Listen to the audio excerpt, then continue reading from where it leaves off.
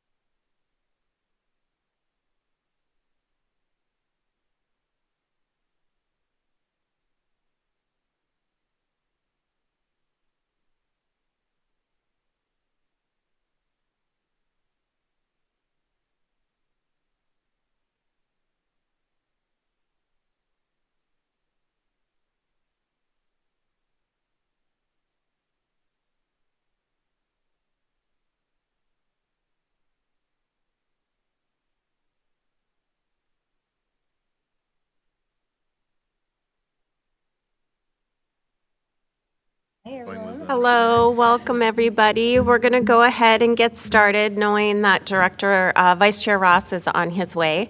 The first item on our agenda for the Hopkins School Board Workshop is on today, March 25th, is the transportation audit, the audit update. So I would invite I'm not quite sure. I know it's Director Chapanduka. Ms. Williams, I'm not quite sure about your title. Assistant Director of Transportation, Williams to the table. Thank you for being here. Welcome. Hi, Director Ross. Yes. Dr. Mary Peary-Reed. Okay, good evening, board members, community members, and folks in the boardroom. Thank you, everyone, for being here. We are going to, as Chair Andreessen shared, we are going to begin our workshop with an overview of the work that's been done to conduct a transportation audit.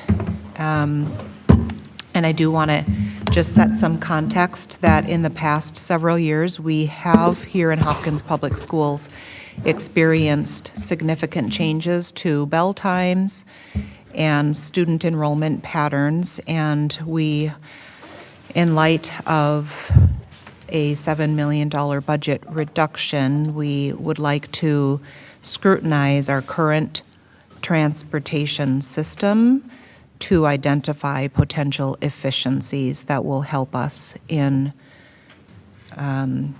installing reductions or efficiencies in our district budget. So we're really grateful to our partner in this work, CISO, and we have Nikki and Shannon here from CISO. I'm also grateful to our Assistant Director of Transportation, Naisha Williams, and our Director of Business Services, Turo Chapanduka, and Assistant Superintendent Lightfoot, who will all work together to provide an overview of the audit and what the findings are, and then we'll be talking through the recommendations, because we do have some decisions that we need to make and make very quickly for our community so that folks know what to expect for next year. So at this point, I'm going to turn it over to you, Chiriro. Thank you. Thank you, Dr. Mary Reid. Good evening, Board Chair Anderson, respective board members, and the community at large. As just mentioned by the superintendent, we do have our partners from CISO tonight, Nick and Shannon, to take us through some of the findings which are tied to our transportation operation.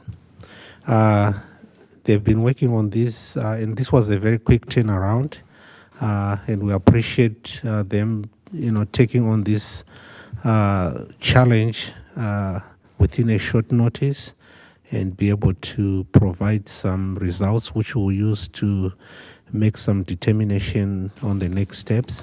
I know for this audit to be successful, they had to work with Assistant Director Naisha Williams and the transportation team to dig deeper into the numbers and information and come up with the information we have here. So I don't want to take too much time. I think after this presentation and conversation, we'll jump on to maybe have some discussion around one of the transportation policies, which is Policy 707, with Dr. Lightfoot and Vice Chair Ross. That being said, I will give the opportunity to Nick and Shannon to take us through the presentation. I also have Natalia presenting the slide deck. Thank you. Okay, do you guys have our slide deck presentation? Yes. Oh, It's linked in the, okay, so you guys are looking at it, perfect. So I'm Nikki Pangrel. I am the Director of Management Services at CISO Transportation, and I'm here with Shannon. I'm Shannon Conley. I'm a consultant with CISO, Center of Effective School Operations. And we have been working with your guys' transportation team to do an audit of the transportation operations within Hopkins School District. Throughout this audit we've been doing, for the scope of work, we've been working on doing a full audit of all transportation operations, from the routes, the schedules, the policies, and the budget and the finance. During this, we've had on-site observations of bus arrivals and dismissals. We've had on-site interviews with key stakeholders, and then we've been collecting data, reviewing, and analyzing all of the data independently. So a summary of your guys' transportation operations within Hopkins. You guys are currently running 116 total vehicles. 55 of those are general education buses. 32 are special education buses, and 29 are vans, and these are used for SPED or McKinney-Vento students. Hopkins transports 4,600 regular education students daily, which is approximately 65% of your total enrollment. 678 open enrolled students are currently using your transportation. 678 students for open enrolled using transportation is a significant number. Hopkins has about 1,500 open enrolled students within their district, within your guys' district, and over half of those are currently using transportation. If you break down 678 students onto buses using your guys' average ridership, it's about 15 buses full of open enrolled students.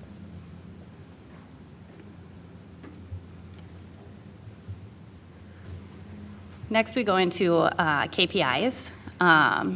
So the average regular education plan students per bus is 44.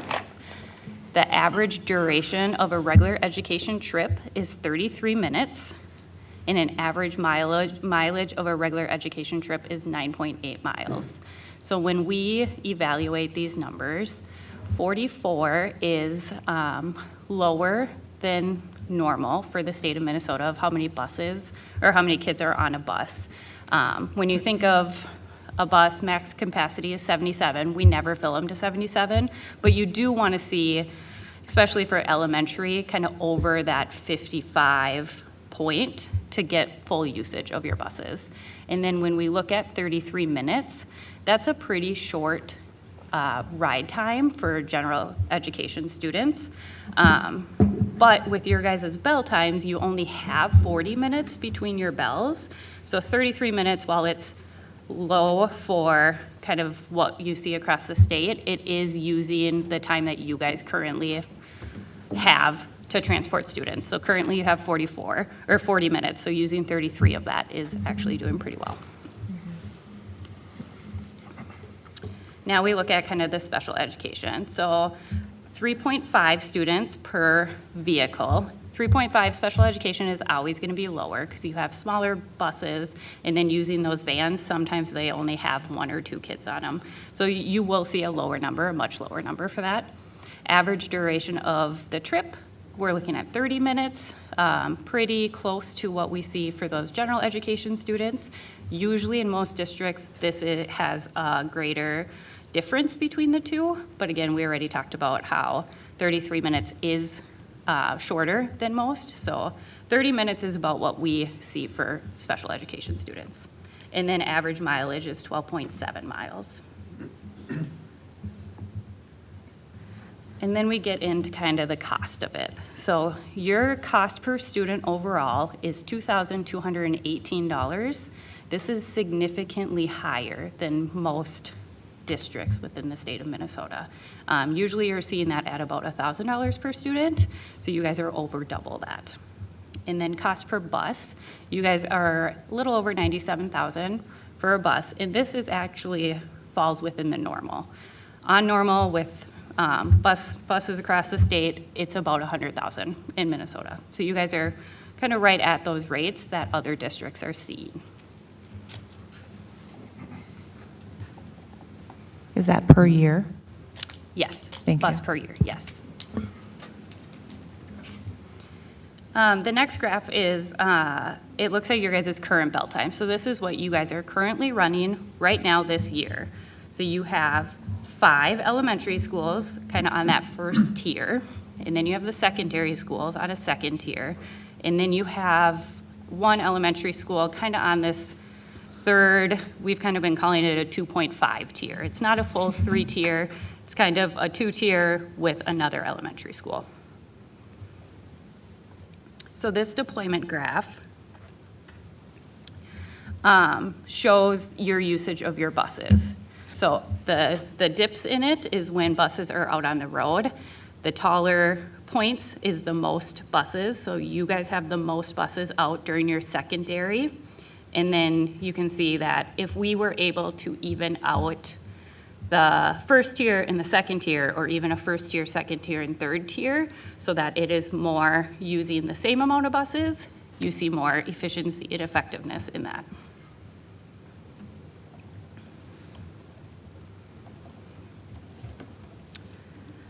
So transportation capacity, so eligibility. So we look at part of eligibility is who's eligible to ride your buses. Currently, anyone living within the Hopkins School District is eligible to ride, and you have walk zones, no bus zones, that vary a little bit. So in our research, we found that there's a board policy that states that elementary students have a no bus zone from 0.8 miles, and secondary students are at a mile. When we look at the transportation website, there is information that differs from that. They have information saying that students are not, have a maximum walk distance of 0.5 for elementary and 0.8 for secondary. And then in actual practice for transportation, they differ depending on the school because they're looking at hazardous roads. So they're looking at students that can actually walk, what roads are they crossing, what does that look like? So it differs from those distances. So it's kind of all over the place with kind of walk zones, no bus zones. Other transportation capacities, so route planning. So this school year that we're in right now, it does have the wrong date on there, so I apologize. Transportation did a survey this year to opt in for transportation. We recommend that this is a great idea to continue doing. This tells you who's gonna ride and you can plan for those ridership. Our recommendation for this survey is for the deadline to be moved earlier, so like more of a May or June, so you can plan well for transportation, who's gonna ride your buses. And there should be a heavy communication to families that just reiterating that, hey, you need to sign up for this. If you don't sign up for this, there's not gonna be a place on the bus over and over and over again, so a lot of communication. Okay, so now we're gonna get into kind of the recommended options. So option number one is expanding your guys' no bus zones. So when you talk about no bus zones versus walk zones, it's very important for the language that you use. So when you look at walk zones, that is saying that you guys as a school board, Hopkins as a district believes those students could walk to school. And using that terminology walk, you really gotta pay attention to what kids are walking, where they're walking from, which a lot of districts have went away from the term walk zone because of that reason. So the terminology a lot of districts use is a no bus zone. Students are not eligible for transportation within that area. So this is not saying that you believe they can walk to school, but more saying that they are not eligible for transportation. So currently, as you can see on the graph, so we have current students, so this is the students that are currently in your guys' no bus walk zone. And then you have the board policy. These are the difference between these two numbers are who would no longer be eligible. And these are just eligible riders. This is not saying they actually ride, these are just eligible. And then you can see out to 1 mile and 2 miles. I'm gonna take us, excuse me. Will you talk a little? Yeah. So for this graph, we wanted to show you guys exactly who's eligible. And that's not saying that they're currently riding. That's saying that, or they could get a parent ride, or they could be sped students too in here. And so that wouldn't matter. They would still be eligible for the bus if they qualify. And then we have the high school, middle schools next, kind of broken up the same way. But if you go to the ridership on the next slide here, this is showing who is currently riding in those zones. So this is the difference that you would see if you went from what you're currently doing to what the board policy is, and then out to the 1 mile or the 2 mile. So when you kind of add all of these numbers together, so if you add all of the elementary, if you just go to a no bus zone for your board policy, that's 235 kids that would no longer be eligible for transportation, which could equal out to 2 or 4 buses, which when you think of buses at 100,000 per year, 2 or 4 buses can add up. Go out to a mile, that's 348 students, so that's 4 to 6 buses. If you go all the way out to 2 miles, that's 1,034 students, which could be anywhere from 15 to 19 buses.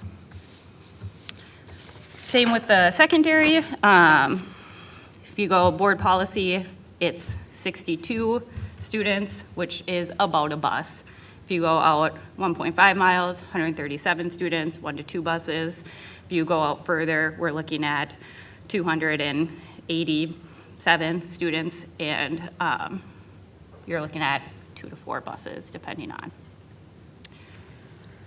Could I just ask a quick question? Of course you can. Because I know you mentioned, and just trying to clarify, do Yeah. these numbers include special education students? They do not. Okay. These actual ridership Great. numbers do not. Okay, thank you. Because we would, no matter what your walk zone is, those students. Right. Or no bus zone, they would still get transportation. Great, thank you. Okay, so no bus zone was option number 1. Option number 2 is looking at a pay-to-ride system. So pay-to-ride, as you guys know, the state of Minnesota requires school districts to transport everyone over 2 miles, but gives school districts the option to provide not eligible students, so if they're not in a not eligible zone, it gives school districts option to provide transportation and charge a fee for the service. So things to consider, this would have to be a school board policy, so it would have to be voted on by the school board. There's 2 different ways that it's looked at. It can be district provided, so you guys being the district, having the money go through you, setting it up through your routing system, kind of being in charge of it. Or there are districts out there that their contractor provides it, so it's not part of the district. It's not recommended by the district. It is totally separate than the district. And then you have to decide on the fee amount per student or family, and then also how educational benefits percentage plays into it. So the statute says school boards can charge for it, but if students are low income and get free or reduced lunch, they would have to have some percentage taken off of that amount.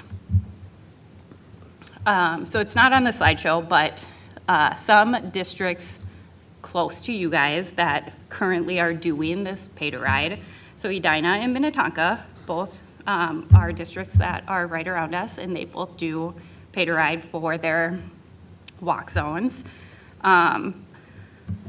Minnetonka, sorry, guys. It's okay. Yeah. No problem. I don't have that side. It's okay. Minnetonka also does it for their open enrolled kids, but their open enrolled kids go through First Student, and Minnetonka doesn't have anything to do with that pay-to-ride, that it's totally separate. So Minnetonka does their no bus zone through their district, and they're open enrolled through their contractor. And then other districts, Burnsville does it, District 196, Lakeville, Bloomington, Mounds View, Richfield, South St. Paul. There's a lot of them out there that do this. Most of them do it for their no bus zone and not their open enrolled. And most of them run through the district as well. That we can find. So with Minnetonka, you can't actually find that on their website. It's not super publicly known that their contractor does it. So I don't exactly know how we would find it if other districts are also doing that.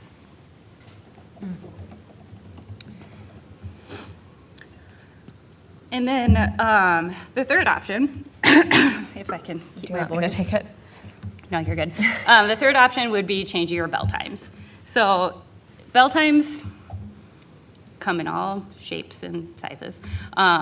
They can be all different options. You can do anywhere from a 1-tier to a 3-tier. School districts do all different things.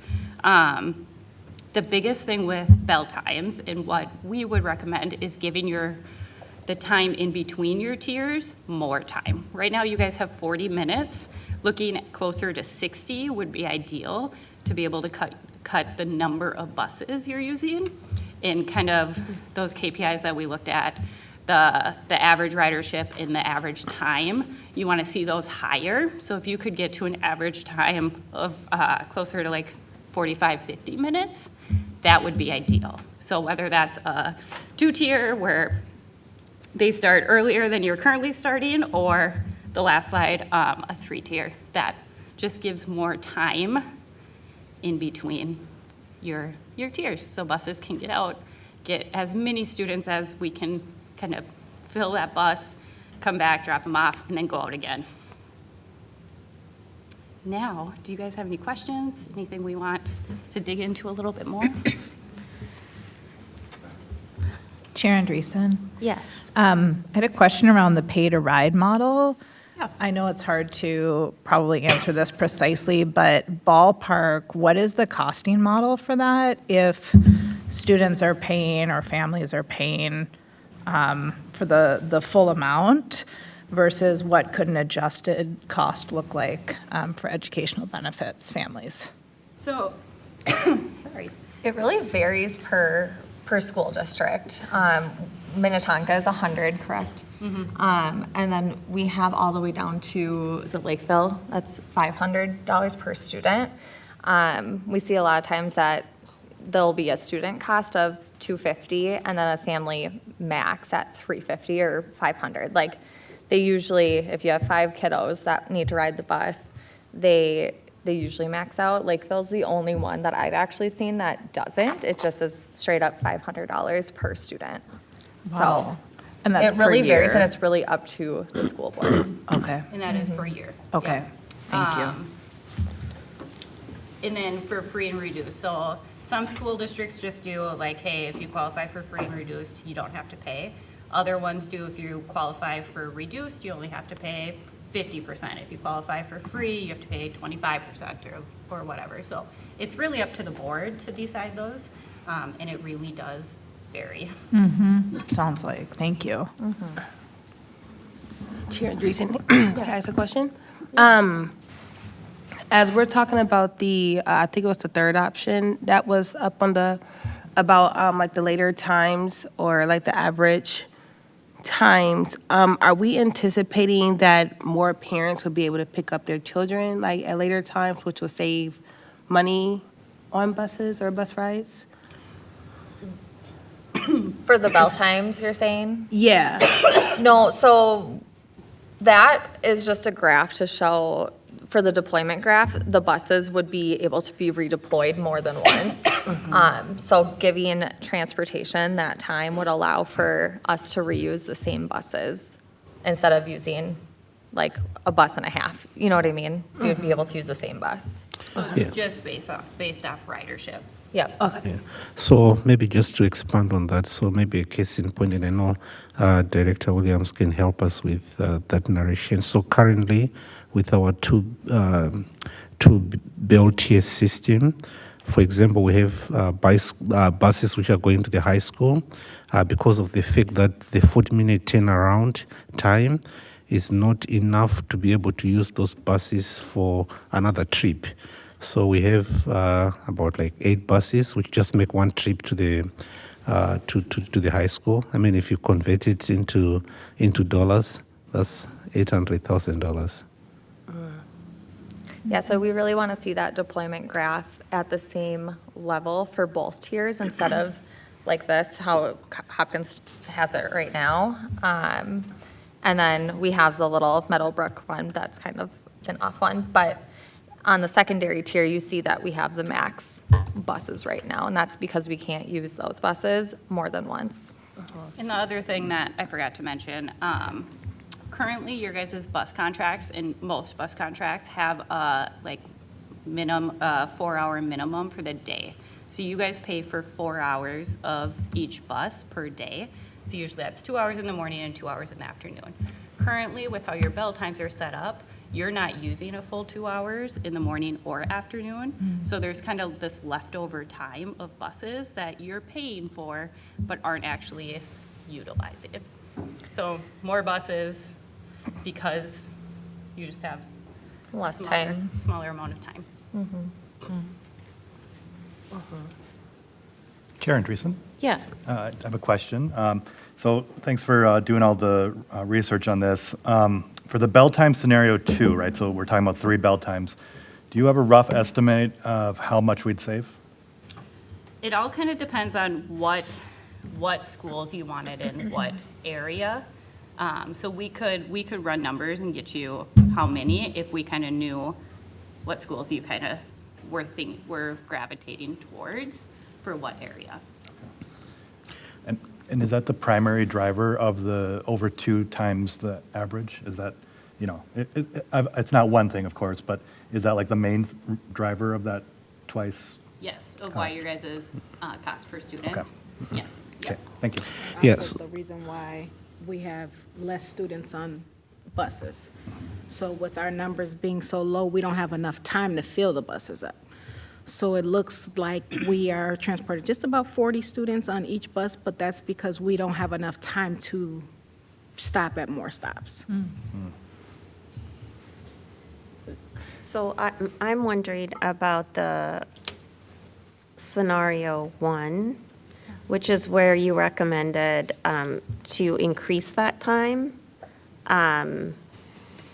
Is that something, Ms. Williams, that you think would help that issue? Would the buses be more full if there was an increase? I think it was to 40 to 60 minutes Yeah. you so an increase of recommended? 20 minutes. Yeah, so that could help, but we also have to pair that with the opt-in. So when we did this analysis before we moved to the two bell tier system, back to the previous question from Director. So when we did this, it amounted to almost like close to 10 buses on a 3-tier system with an opt-in option.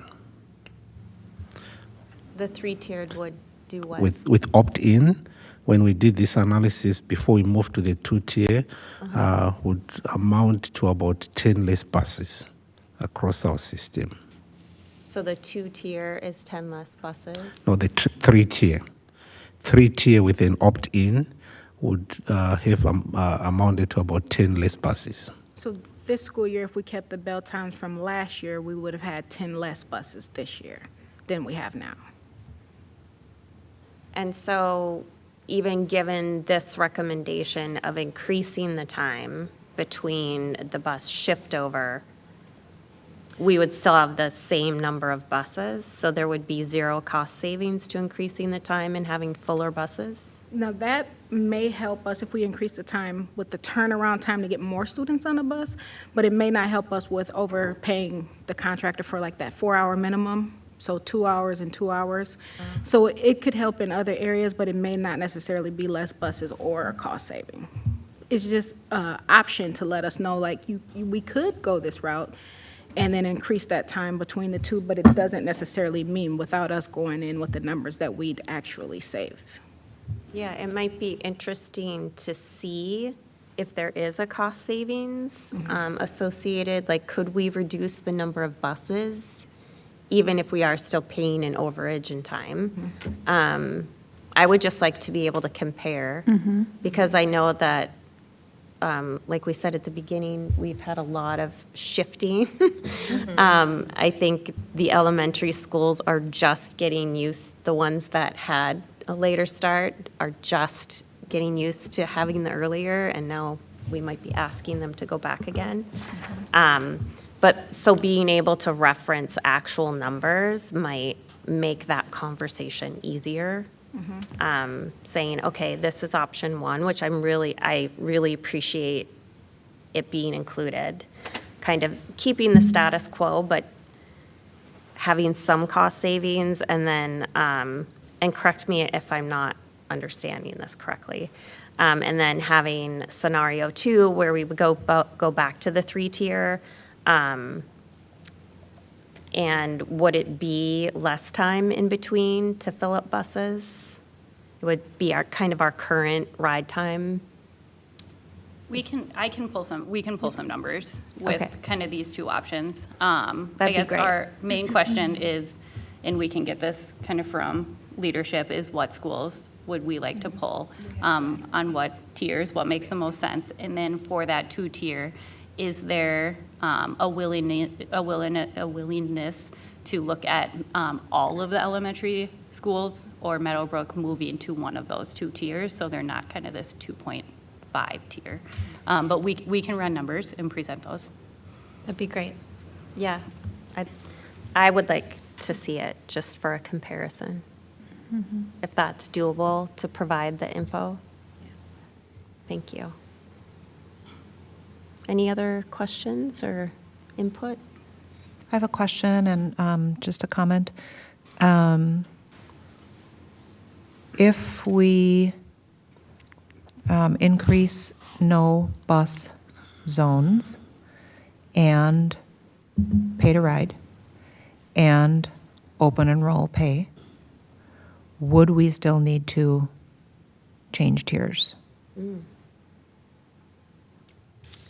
very well likely, yes. Yes? That's the bulk of the funds is with the tiered system. Okay. The pay to ride will help, but we also have to think about if families would actually pay to ride. We wouldn't know that without them signing up, but it could help supplement. And then when we think about the open enrolled, that's separate and not really included with the district. So I would say that might not, it would help us to not overfill our buses with open enrolled students, but it wouldn't necessarily help us save because the money wouldn't be going to us as a district. When you look at just the changing to a no bus zone, if you guys wanted to move forward with that, in those bus savings, you could be anywhere from, if you went to the board policy, 3 to 5, which is $500,000, 300,000 to $500,000. If you went to a mile, you would be looking at 5 to 8 buses. If you went to 2 miles, you could be looking at 18 to 26 buses with savings. So that it is an option. I don't know how much you guys are looking to cut in your budget, but it is a good, or a step in a direction. I think it's a good first step because of how often or how many changes the district has seen in the last couple of years. And I think really keeping, if you are going to go to the third option, looking at bell times, really making sure that they have that hour at least. I think those are really important. And with the difference between the no bus zone and the walk zone, we'd have to be comfortable with changing our board policy to say no bus instead of walk zone, so that families understand that we don't necessarily expect them to walk, but they aren't eligible for transportation. Especially in Minnesota with the weather.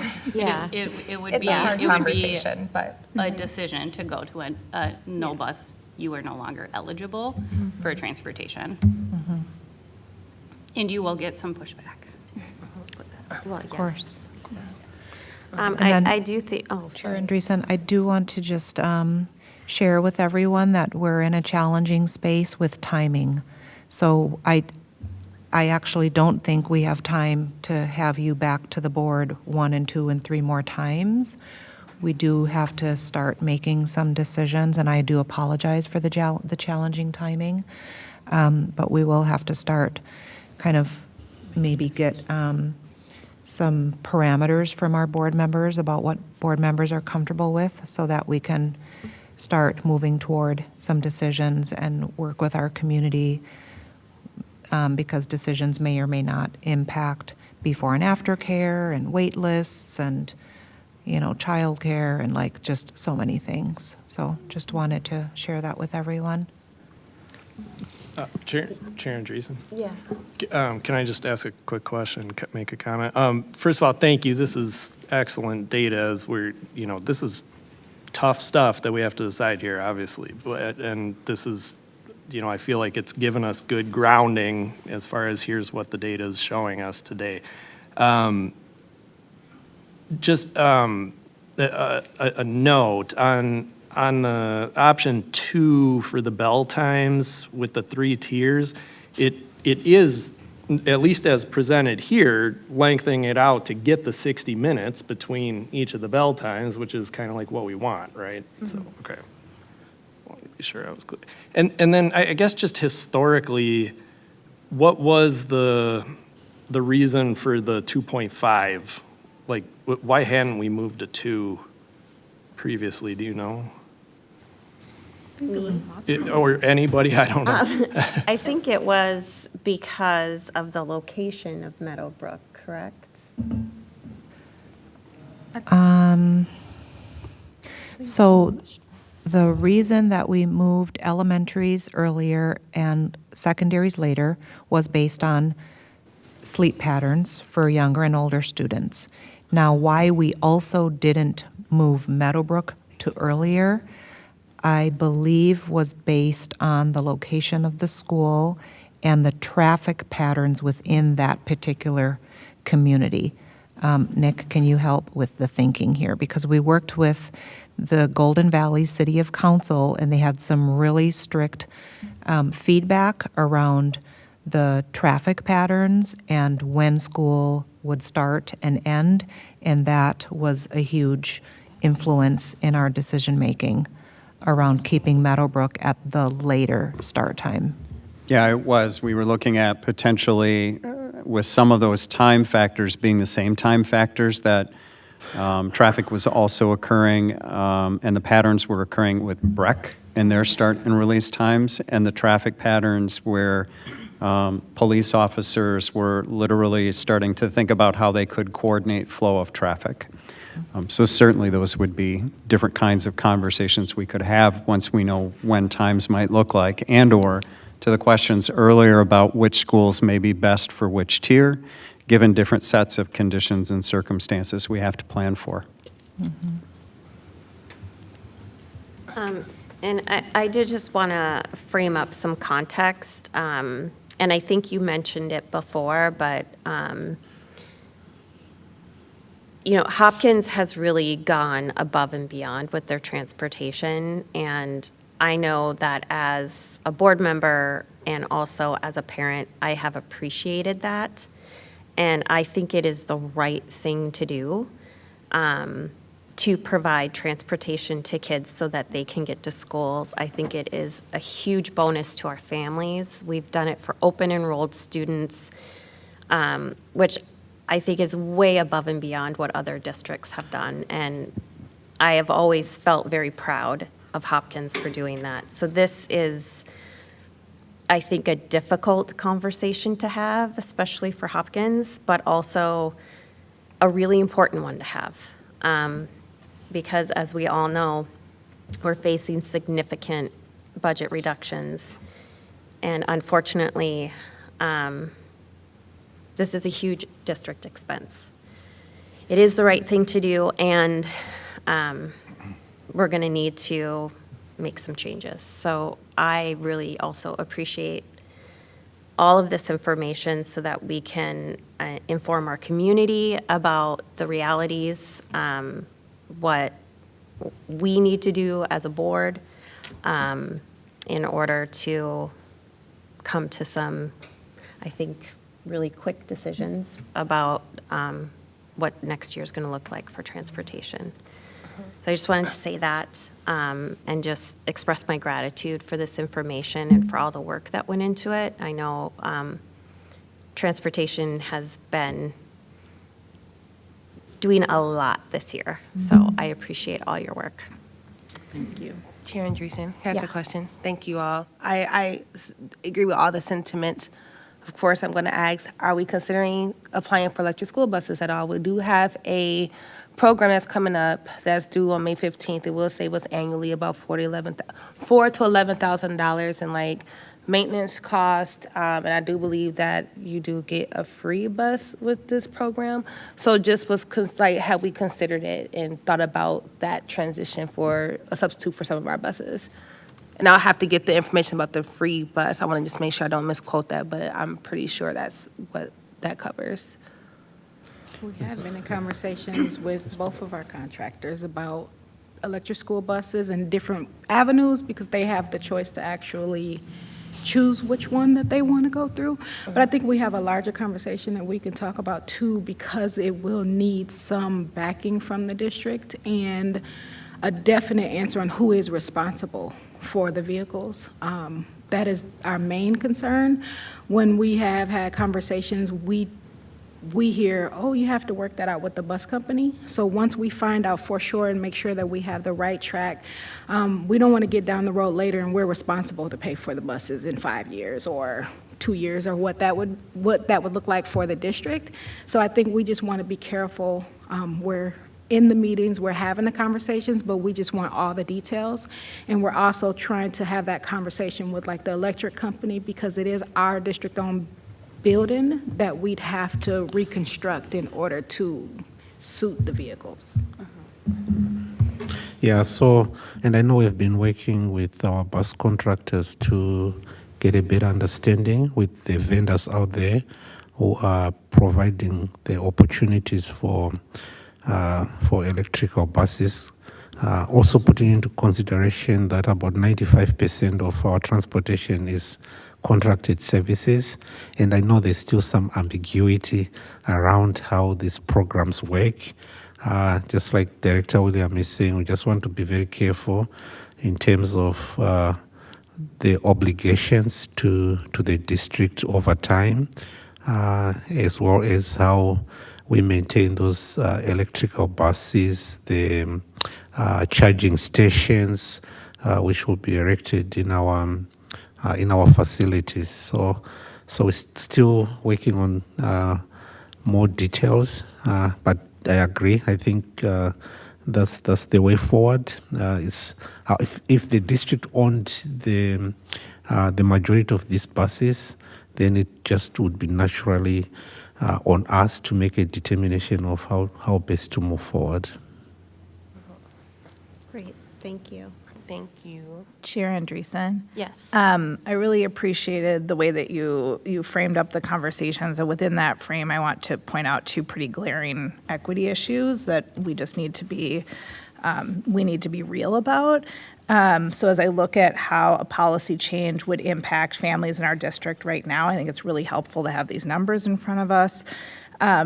And it's not just that we're going to get complaints or pushback if we make this change, it's that it really will not be doable for some families. And I think about families who, single-parent families, and families whose the caregivers are working multiple jobs and really rely on busing to get their kids to school. And so I think we're going to need to be really cognizant of that if we decide to make a policy change. If we decide to go with the pay to ride, we've already seen, problems in terms of determining and tracking compensatory revenue now that we have universal meals, which is a great thing, right?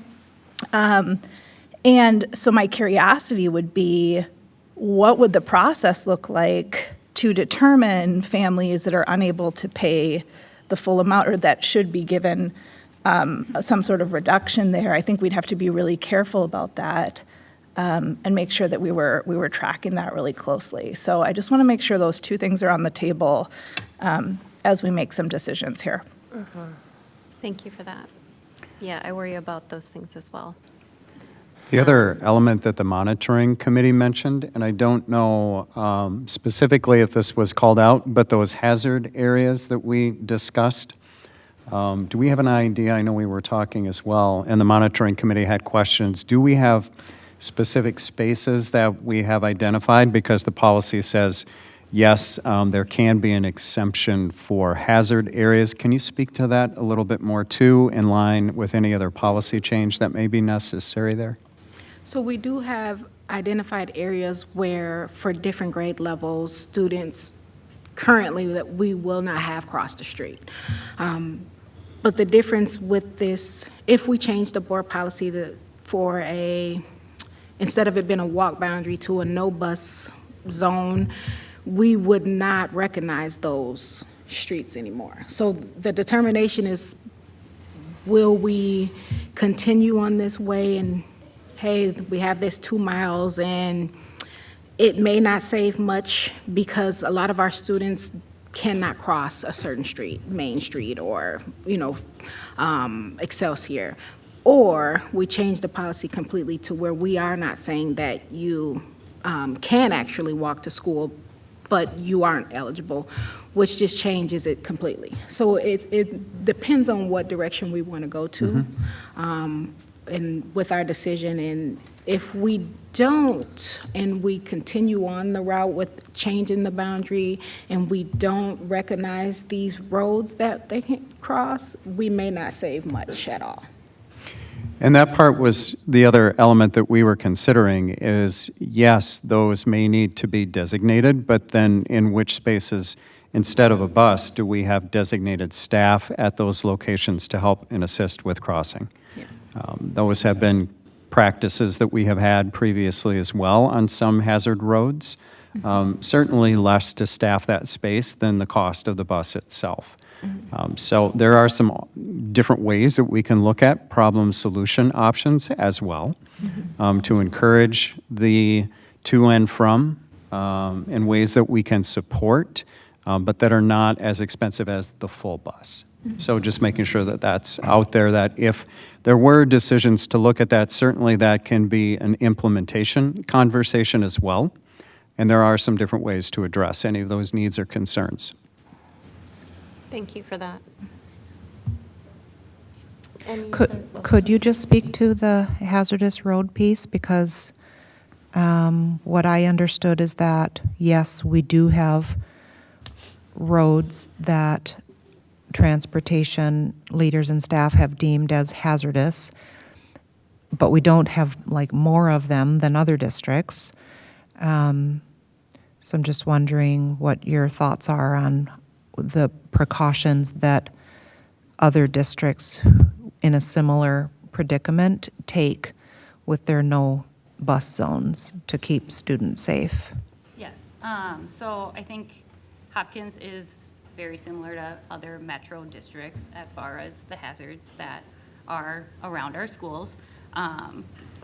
Other districts, so right now, if you guys continue with a walk zone, saying that these are where kids can walk, these are the hazards that we don't want students to walk over or cross, I think you're at the point as far out as you can go, just location-wise. If you go to a no bus zone, which is what other districts surrounding also in the metro go to a no bus zone, then they are not saying, hey, I want you to cross 7 or I want you to cross Excelsior. They're just saying you're not eligible. So that's the difference between the walk and the no bus zone. So if you go to a no bus zone, you do not take those hazardous roads into consideration. In the policy, but we could do it in practice, correct? That's currently what you guys are doing. So your policy says no Right. bus for 0.8 in a mile, but in practice, you have walk zones with hazardous roads. So that's currently what you guys are doing. Right. But we could create like a no bus zone and then have staff facilitating at the times that students might be coming to school, facilitating that. Because I know Baker Road is also one that community has talked about with West, because there are no sidewalks. And I personally had a student who walked on it. But, yeah, so we could have staff facilitating that. So you could still have a no bus zone and Yep. put staff out to help cross and do That's- crossing guards, yes. Good information to have.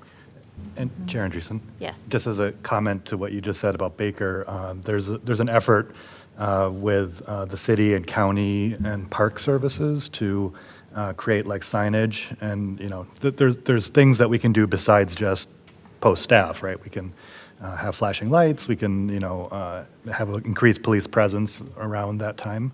We're not just hoping, right?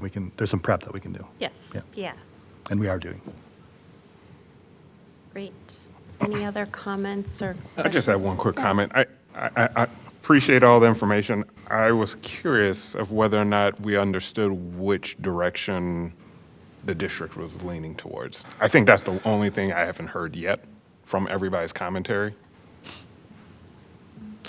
Yeah, I mean, we we have explored some ideas around going back to a three-tier structure, putting into consideration some of the work which we had done way back in 2018, 2019, around having 3 schools on one tier, maintaining the secondaries on one tier, which is kind of the current structure, and a set of 3 schools on the third tier. And we've been just exploring what that might look like in relation to the opt-in for our families.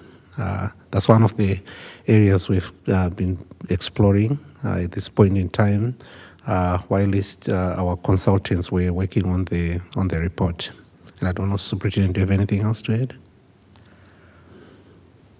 Well, yes, thank you, Director Chapanduka. We have theorized what would have to be true to reinstitute 2 elementaries, moving back to a later start. Did I hear you say that the 2-tier with all elementaries would offer more of a cost savings than the 3-tier? Did I hear you say that, or did I imagine that? It's probably pretty similar. So when you use the most buses right now is your secondary tier. So keeping your your secondary schools on the same tier, we got to figure out how to reduce that. So that is moving them further apart, the tiers, so you can have more kids on, pick up more kids. So in both of these scenarios, your secondary schools are staying on the same tier. So it's our belief, and we have not been doing Hopkins as long as Naisha has been doing, but it's our belief that either of these options will be pretty similar in cost savings because your secondary schools are still going to be your secondary schools on the same tier, and that's when you use the most busing. Yeah, and just to add to that, I mean, the only other option we are still exploring here is on some of our specialized programs. So, for example, we have specialized programs at Gatewood and Glen Lake, which are center-based for special education. So if we have those schools on the same tier, that might lead to competing of resources at the same time. So that's one of the areas we've just been trying to figure out, like if we take all our elementary schools on one tier, what would that look like for certain programs where we have students going into these programs using those specialized buses and equipment. We also, go ahead. We also want to consider the school bus drivers. Not many drivers would like to come in for 2 hours in a day and 2 hours in the afternoon. And I know that we can't completely consider drivers, but that is how there's a struggle with keeping drivers sometimes in school districts because they would like more, so they'll go somewhere else that has more tiers versus coming in and they really only get a 2-hour minimum. So if they come in and their route is an hour and a half, they will get 2 hours, but that's it, 4 hours a day. And rates have gone up for school bus drivers, but it doesn't help when you only have 2 hours in the morning and 2 hours in the afternoon. And which scenario which scenario perpetuates this 2-hour challenge? The 2-tier. So if we put all elementary on this 1 tier, it may need more buses depending, we will see. But the drivers would only have 2 hours in the morning and then 2 hours in the afternoon to take them home. Okay. The other, and the segue into policy conversation is when you think about what was mentioned about reducing the number of buses for the secondary tier, if you want to think about it that way, you have some other levers within policy to look at within, as was mentioned, considering those longer walk zones. And if you're able to look at that in a secondary space, which your policy allows you to do, you can look at some of that reduction to occur in that specific area that you control through policy with those no walk zones. Presently, as mentioned, you're at a mile. You can look at that 2-mile impact. And I think that the data that was shown to you this evening can really give another lens into how that can actually be an effective tool in really creating that three-tier, and also adjusting for that middle tier, if you will, that secondary, in a way that can be more cost-efficient also. And I just wanted to clarify about something that was just mentioned. So are we contracting for more than 4 hours per day with our bus drivers? So we do have a minimum of the 4 hours for the contractor. But what the contractors pay the bus drivers is a 2-hour minimum also. And so for us, we do have that, it's almost the same. So yes, our contractors receive a 4-hour minimum of 2 hours and 2 hours. But if there's longer routes, then they would get more per the quarter hour. School bus drivers, because this is their only job, these days, it's not the same as before where school bus drivers were retired and they just wanted extra money and they would come in and work for a couple hours and be okay. Now this is the livelihood, and drivers are raising families off of this, so 2 Yeah, hours a day. I'm just isn't- wondering, what are we currently contracting? It is 4-hour minimum. Correct. Oh, staying at a two-tiered would not change anything for the bus drivers, correct? They're getting 2 hours in the morning and 2 hours at night currently.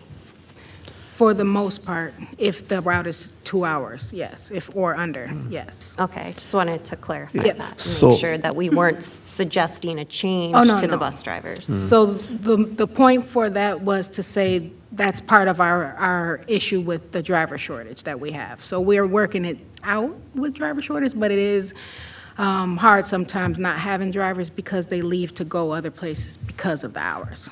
That was just the point. Yeah, in our contract was also when we actually entered into contracts with our current bus contractors, those contracts were based on a three-tier system, and I think that's where this structure comes into play for the 4-hour minimums.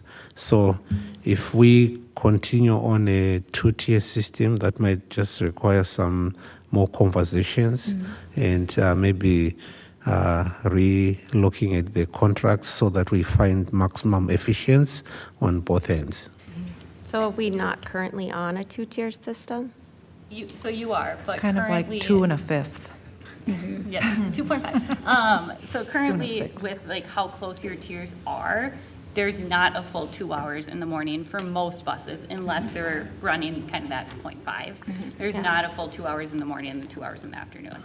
So our option 2 is still a or option 1 is still a 2-tier, but it's spread out. So it would be that 2 hours in the morning and 2 hours in the afternoon.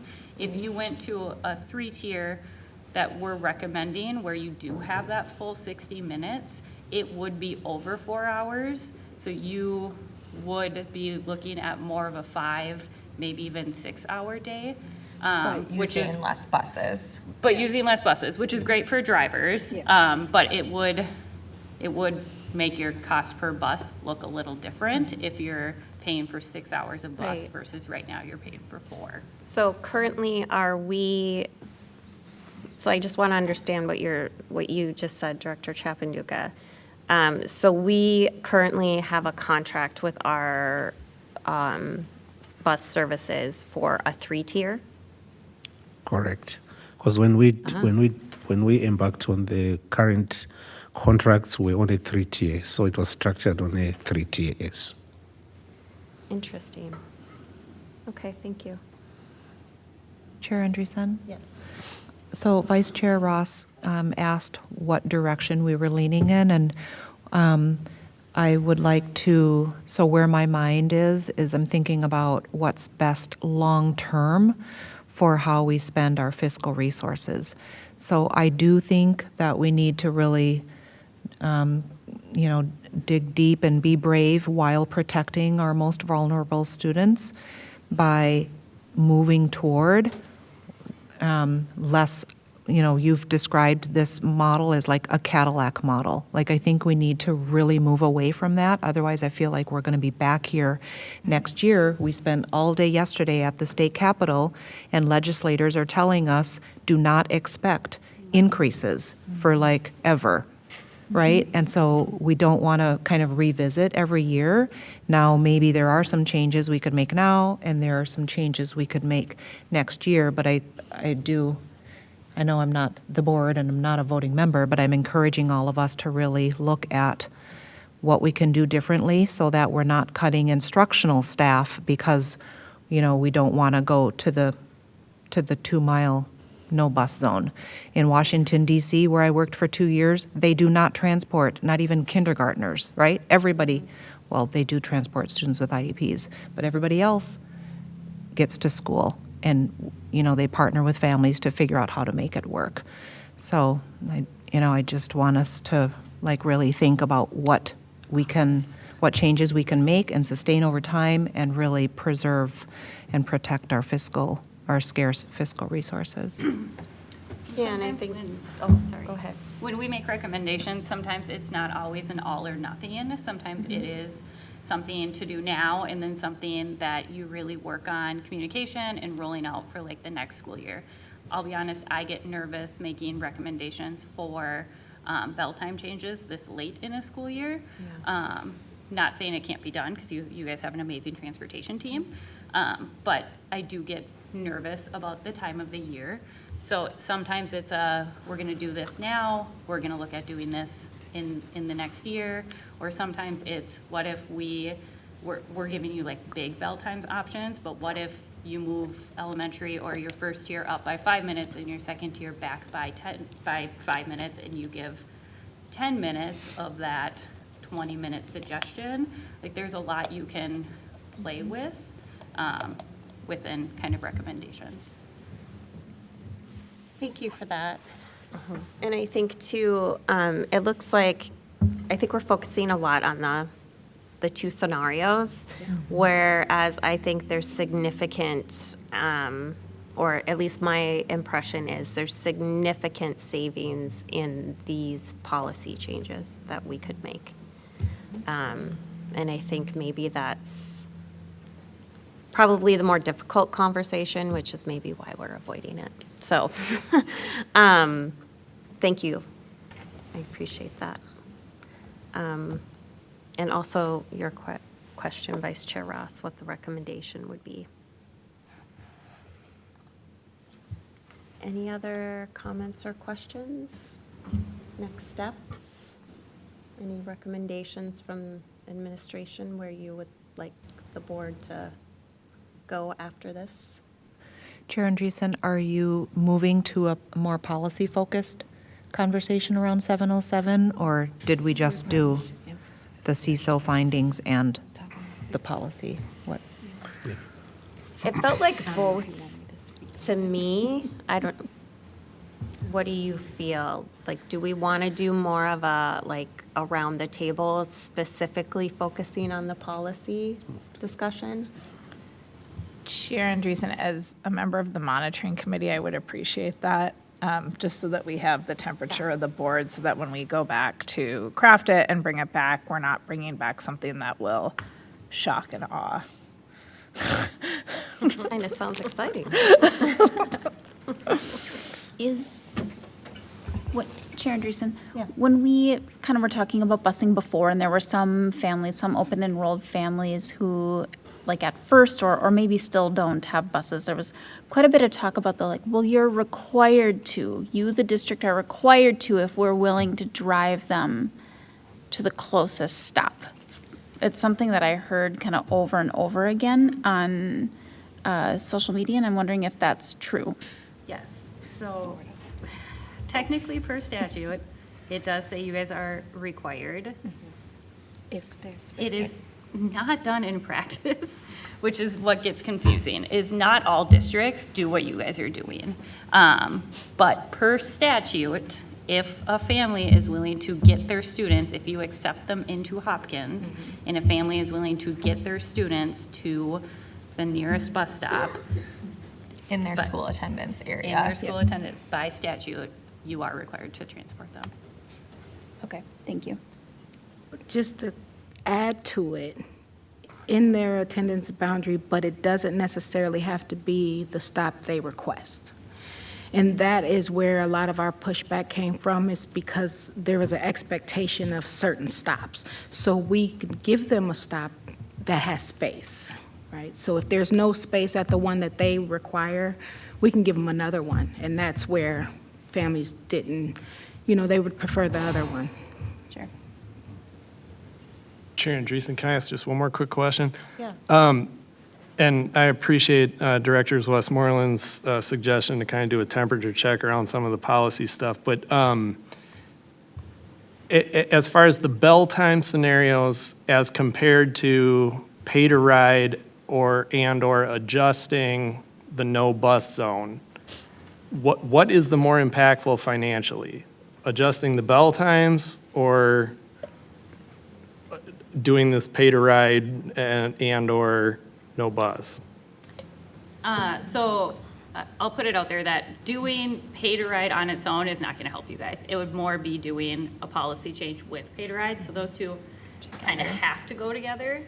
Policy meaning no bus zones? Yes. Okay. Yep. So pay to ride doesn't have to go with it, but pay to ride on its own is not really a option. It's kind of an add-on option, if that makes sense.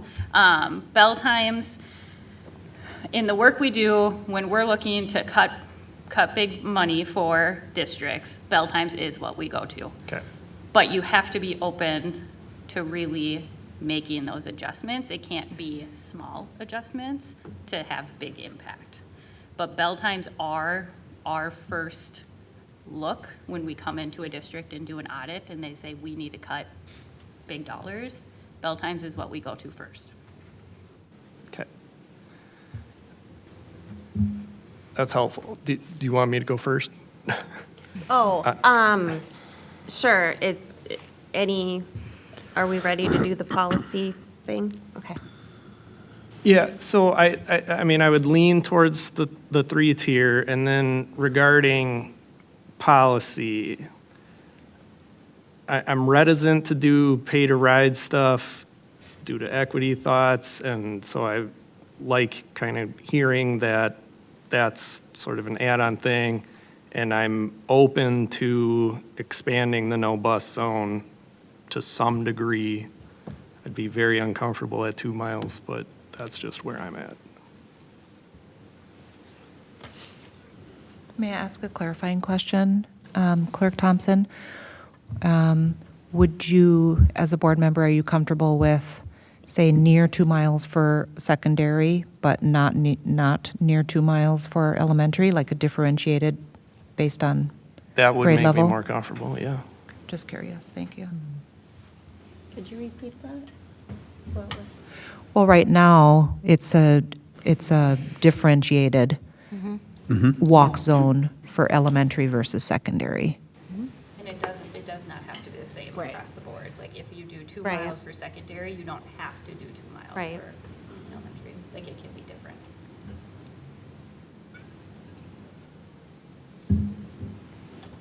Director Roper?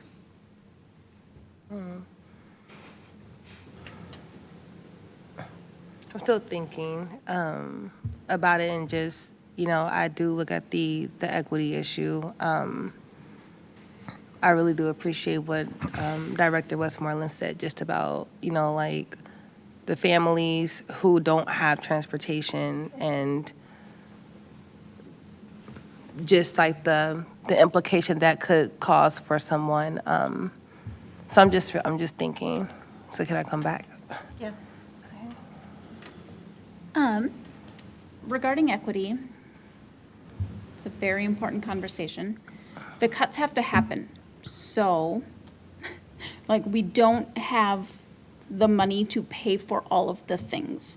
So, busing is one way that equity shows up and one way we can fight for equity, but keeping teachers, keeping programs, keeping extracurriculars, all of those things, it's all an equity issue. And so while I really appreciate wanting to provide buses, and I'm not saying anyone here is saying we shouldn't make any changes, but I think that lens is really important for this conversation. I will say, like, personally, my kids walk, I don't know, not quite a mile, and I actually love it. And I'm super excited for my elementary schooler to get on this walking. It's kind of the opposite of a bandwagon, whatever, for them to start walking every day. I feel like pay to ride feels goofy and like, oh, $100, like that's just annoying and like doesn't really fill much of a bucket. I mean, that feels like we're gonna get $18,000, which is not nothing, but it feels like a kind of a paltry amount. I am open to changing tiers if we're gonna bother to do it. It would be better to just do it, I think. Do a bigger jump and have it be a little bit of a pain and get over it. I am open to, for sure, enforcing the board policy and possibly bigger on the no bus zones. I'm more comfortable with bigger kids, older kids, being responsible for their own transportation further, more like that 1.5 or 2 miles versus the little kids.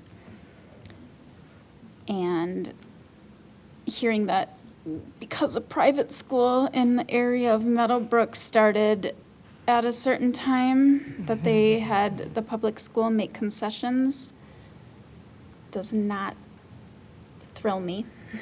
And so that would be a fun conversation to continue if the district needs to have that with Golden Valley. I don't know, we need to make some big changes, so I'm sort of like a yes and, except for maybe younger kids walking 2 miles, the opt-in. And I really appreciate your emphasis on as soon as possible and communicating this right now, because August transportation changes pain me. Thank you, Treasurer Hartland. I would say, too, that this is painful to make these changes. I, too, am concerned about equity issues. And I also think, though, that plays into bell time changes. When we changed our tiered system, parents went through a lot of pain to change their childcare, their jobs, in order to adjust. And I hate the idea of going back to them and saying, yeah, do it again. So I am a big proponent of the scenario 1. I think that keeps our start times very similar to what they are now, would have the least disruption to staff and families who have had a lot of disruption in their lives. And if there isn't a significant cost change savings for scenario 2, I don't understand why we do it. But if there is, then I understand. As far as policy is concerned, I think I agree. I like this hybrid idea of secondary students. You know, I have one. He sometimes takes the bus, but he's going to school early because he's got stuff before. I think that, you know, high school students, they just have a lot more flexibility in their schedules. I think a lot of us know that once you get into secondary, you're in sports, you're staying at school, you're not using the bus as much. It is also a lifeline for a lot of families. So I would say that the 2 mile no bus zone for secondary students, the 1 mile feels better for younger kiddos. And I agree about being really firm on our policy, in particular with our open enrolled families, that if we have spot at a bus stop, that's where you go. Otherwise, there isn't a spot for you.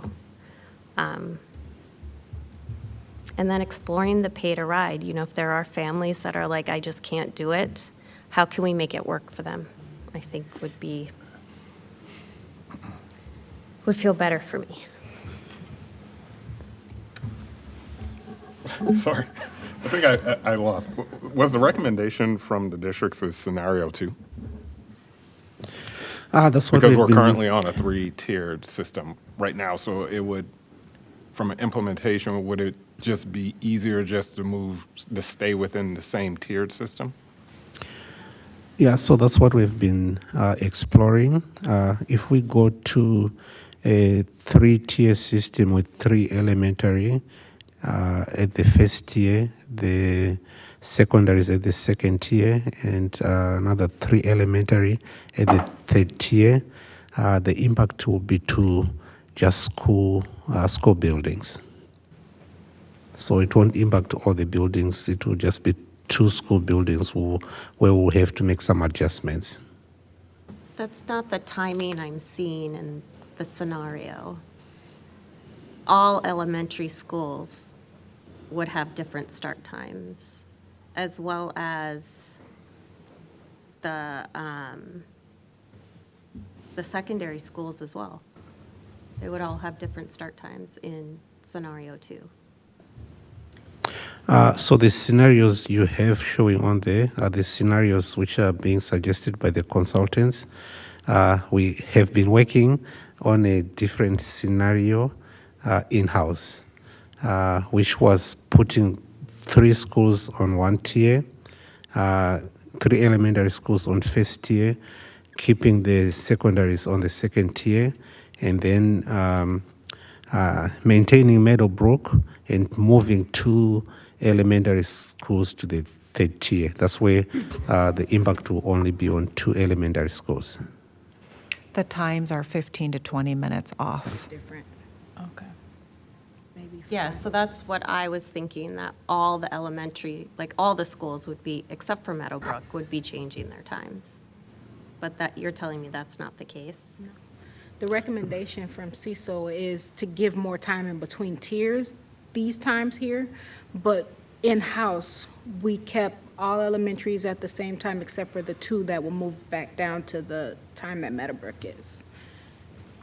Okay. So our recommendations are obviously different, based off of that your guys' secondary tier is the one with the most buses, so splitting your elementary. When we were doing it, we just don't know how you would see savings keeping the same times, splitting your elementaries, because the most buses are during your secondary Right. times. Do you know, just offhand, like I know without crunching numbers, maybe you don't, but if we go to like a 2-mile no bus zone for secondary and do opt-in,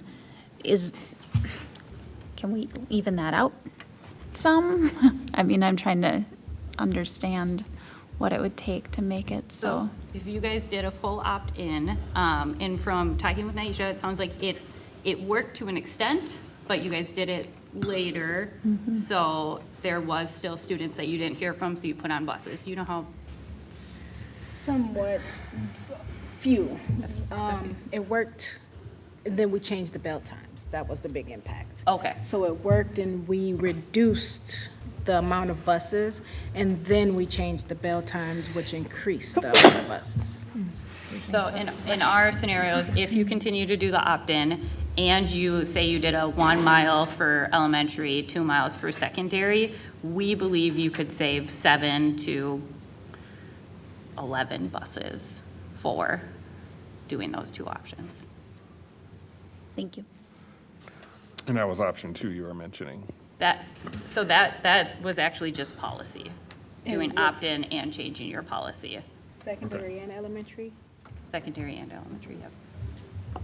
And trying to especially knock down at least a Really few more focusing on secondary that secondary is, so having that secondary go out to 2 Mile no bus zone will knock some buses off. That secondary is, right Right. now, your guys' is a very important tier to look at. So I'm aligned with that update within policy for the secondary, for sure. The Be able 2 to- mile. Yep. Great. Yes. Thank you. And I just want to make sure that we recognize we have something else on our agenda. And so, Director Zhao, I'd like to hear from you on policy. On policy, yeah, I think it's pretty in line with what everybody else has said around maybe 1 mile, or definitely enforcing the policy for elementary, and then 2 miles for secondary. I think that's reasonable. And maybe, just quickly, with the bell time thing, I think we need some stability, like somebody else said, right? There's a lot of whiplash in there, so just depending on how much we save, we can have that conversation, I feel. Thank you. Supportive of policy change, 2 miles for secondary. I want to talk more about the younger grades, however, in monitoring. And supportive of a change to a more efficient tiered system, either of the options. Thank you. Great, thank you. And thank all of you. Really appreciate your time and all the effort that went into this report. Thanks for having us. Absolutely. So now we will move on to our next agenda item. I'm just gonna pull it up. The scholar trait competencies. I would invite Directors Ertl, Holm, and Schwartz to the table and turn it over to Dr. Mary Perry Reed. Thank you, Chair Andreessen. And apologies to all of our presenters who've been waiting. Thank you for your patience. We, I think, are going to have a number of people approach the table here. So in Hopkins, we have been talking about how we can best capture and even measure student learning more holistically and in ways that align with competencies that are truly important once in the school setting, but especially once students enter into the world beyond Hopkins. We believe that true student success goes beyond test scores, goes beyond GPA, and we want to make sure that we are aligning our graduate traits with measurable scholar competencies that reflect the skill sets and the dispositions and the attributes that students will need when they enter into what we know as a VUCA world that will be very demanding.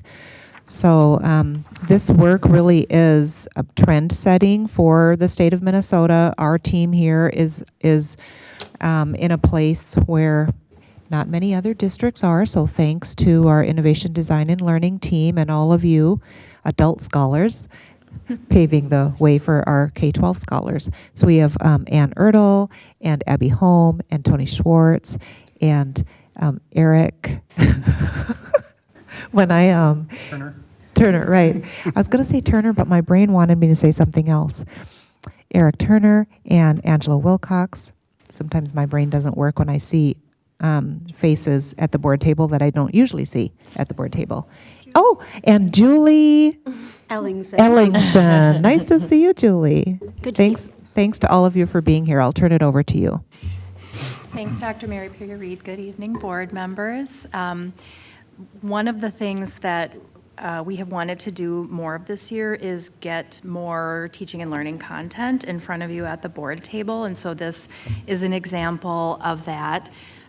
We have had Traits of a Hopkins Scholar since the visioning process in 2018, and as Dr. Mary Perry Reed stated, other districts do have what is commonly considered a graduate profile, but we are really intentionally activating what are the practices that support realizing those traits in our students, and we've engaged a number of staff in supporting this process, and some of them are here tonight to talk about that. Go ahead, Natalia. So as you can tell, you can click it again. The traits of the Hopkins Scholar are an integral part of our learning framework. And so as we are working toward implementation on all of the components of the learning framework, this is a very important and key component of that work. So this is what we're going to do tonight.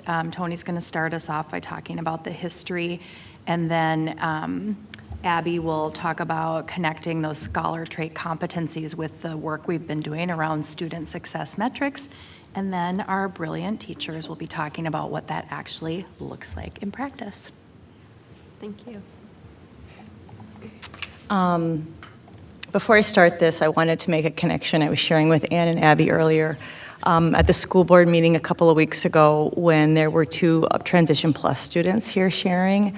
It was amazing, and I thought to myself, what a wonderful example of some of our scholar traits in terms especially of their confidence and their voice. And I was just making that connection as we were preparing for this, and encouraged me to share that because it was a really cool presentation. The history of how we got to our scholar traits may be familiar to some of you, but we thought it was worth kind of having a historical perspective of where these came from. So in the summer of 2018, we had almost 30 students go out into the community and ask the question, what does a world-class education mean to you? Later that summer, a group worked with Go-Kart Labs to analyze all of those data. The themes and trends from that became fall task force groups. And from the strategic task forces, 250 staff, students, and community members were part of that work. They helped identify what student success would look like based on the data gathered from the Royal Reps. From that, we drafted the initial scholar traits in the 2018-2019 school year. They were shared with caregivers and staff to give feedback on them. And and that happened over 2018-2019, 2019-2020, and that brought us to the the scholar trait document that you have in front of you now. It's the next slide, Natalia. We can go back. You can keep going because they have that. And connected to that work then is our scholar success metric work, which is more recent work. Yeah, so shortly after that time frame in the 2020-2021 school year, we began diving into another part of the learning framework, which is the scholar success metrics. And so some of you have heard about this before. We interviewed staff, families, students, business owners in the area, college admissions representatives in the area, and we asked questions like, you can do a couple clicks. We asked questions like, in addition to grades and standardized test scores, what do you believe the current measures of success are for our students? Next slide. So this yielded a lot of qualitative data, which we analyzed, and that involves coding it into different themes or categories. And so there were 11 themes that emerged, and the most common theme that came out of all of the different interview types were something that we called the traits of a Hopkins scholar. So whether intentionally or unintentionally, the interviewees we talked to would reference things like critical thinking, empathy, confidence. They would say, this is what we think is success, this is what we're looking for. And so these are a couple quotes. One is from a caregiver in our community, and the other is from a college recruiter in our community. And you'll notice that they, again, inadvertently or advertently named the scholar traits. So next slide. That work made it really apparent that we needed to consider how we would put the traits in action. So whenever possible, we involved the people most affected by the work. That's why we interviewed so many people in 21-22. And we're following the same model as we consider how to put the scholar traits in action. So one way we one way we started to put them in action is in 23-24, so we're kind of going chronologically here. 23-24, teachers could earn a micro-credential by learning about and really considering how they would embed the scholar traits into their lessons. So this was a wide-ranging group. We had some media paras, PE teachers, classroom teachers, and they were really focused on this area. Next slide. So this group took each of the scholar traits as part of their work, for example, critical thinking, and they considered what this meant. What does this look like? What does this mean? And so the group really started to consider what it would look like in action, starting with that definition. And the next slide. The group began to articulate how this would look across the E12 system. So, for example, they considered and talked about specifically problem solving in relation to critical thinking. What does that look like for a pre-K student? What does it look like for a student in grades 6 through 8? And what does that look like post-secondary? And so they did this for each one of the traits, a lot of different components in each one. And by the end of the 23-24 school year, we had each of these continuums drafted out for all of the scholar traits. And this was really impactful and a powerful experience because it really forced us to consider how we see that in our students and how we might consider reflecting on that with our students. So that brings us to the current school year, where Tony will walk through how the work has evolved last year and this year, and then we'll hear from our 3 teachers. Mm-hmm. So a couple years ago, we realized that our early childhood staff were using the traits of a Hopkins scholar to communicate with their caregivers. So this is an example document that they were using, and they were filling it out and sharing it with their caregivers in the spring to show how our youngest learners were beginning to develop these traits, and they chose 2 to speak about for each of their learners. Last year, we worked with them to find a way to share this information with our kindergarten teachers. So how do we build a system where, this can follow our students? So this year, we met with all the kindergarten teams to make sure that they had access to this information to help them understand how their students were developing 2 of our scholar traits. You can go to the next one. And then continuing this work, we're collaborating with teachers to further our efforts as part of our balanced assessment system.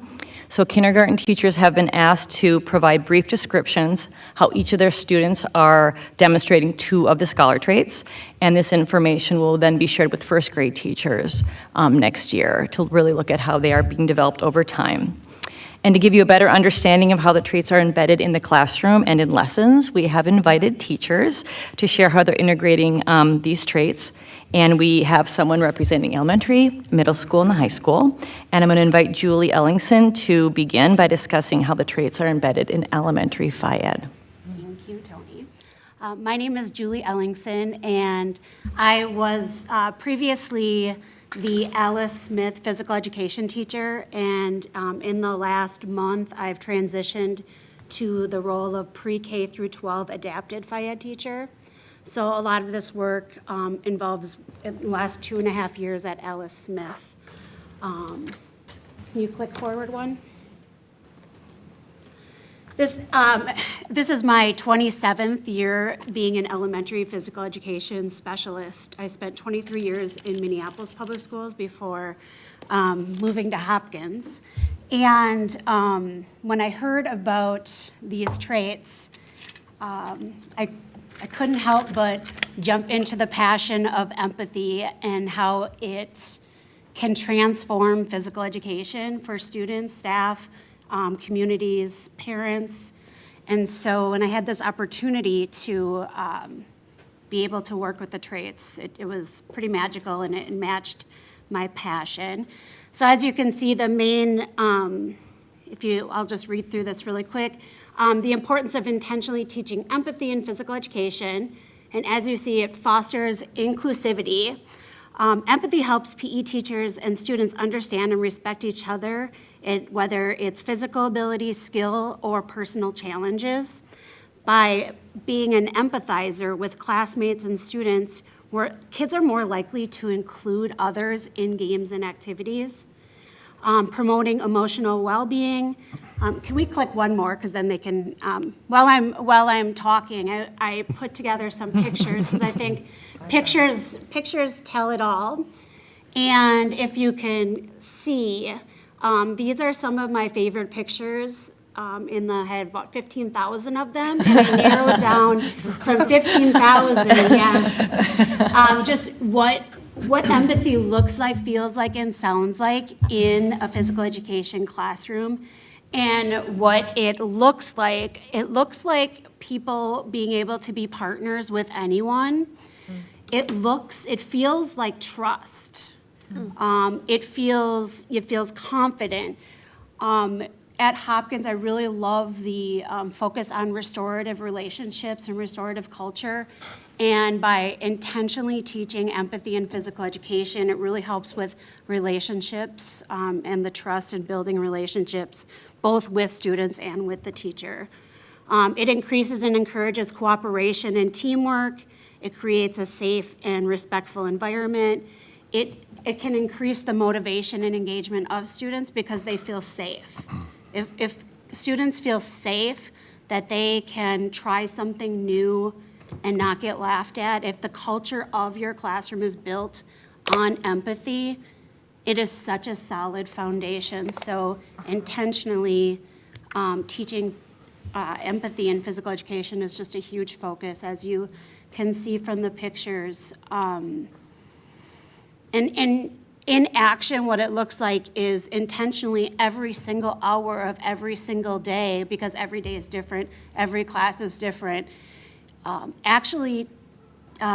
teaching them what empathy will look like in this game, not just in general, but in this game for the next 10 minutes, we're gonna be playing a tag game. And let's talk about tag. Tag is huge. It can be really fun for some people, and it can be really, it can be unsafe or feel yucky to other students. And teaching intentionally that, and helping students feel that so that they're not chasing after the same person. They begin to see these games different, and they want their peers to be able to participate and be happy and have joy. And that's more important than winning or being competitive or a rivalry. And I think you never get there, but you are always on the path there. And so that is where the empathy comes alive in the work I've been doing in physical education. And it's, again, it's those teachable moments that you stop and you're aware as an educator, and you stop and you break down those moments. And I think that is the key, is just not assuming that kids get it, but really being intentional.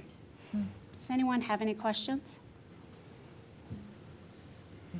And as I've been, this last month has been super awesome because I've been traveling around, and now I go to different gyms, and watching this in action in Hopkins in our physical education departments it's just, I was working with I was the IDL liaison for the last, year? Was it a year? Yeah. Or so? And, just trying to lead by example, and I couldn't be happier with just the level of excellence in our physical education programs, and that turn to SEL, and that because we're not, some of us are older and not trained in that, and we're always learners as teachers, and I'm so proud of our department and how we are constantly evolving and changing and meeting new needs, and if it doesn't work, finding what works and what makes it amazing and joyful. Thanks, Julie. So that's elementary, and then we'll turn it over to Angela Wilcox. Angela is a IB coordinator at North Middle School, and she is going to talk about how the Scholar Trades connect with the IB program, and then some of the components of the IB program as well, like the profile. Thank you. It's nice to see you all again. So as you may be familiar, the International Baccalaureate Program has identified 10 learner profile traits that follow the whole continuum of pre-K through 12. Those are internationally developed and researched.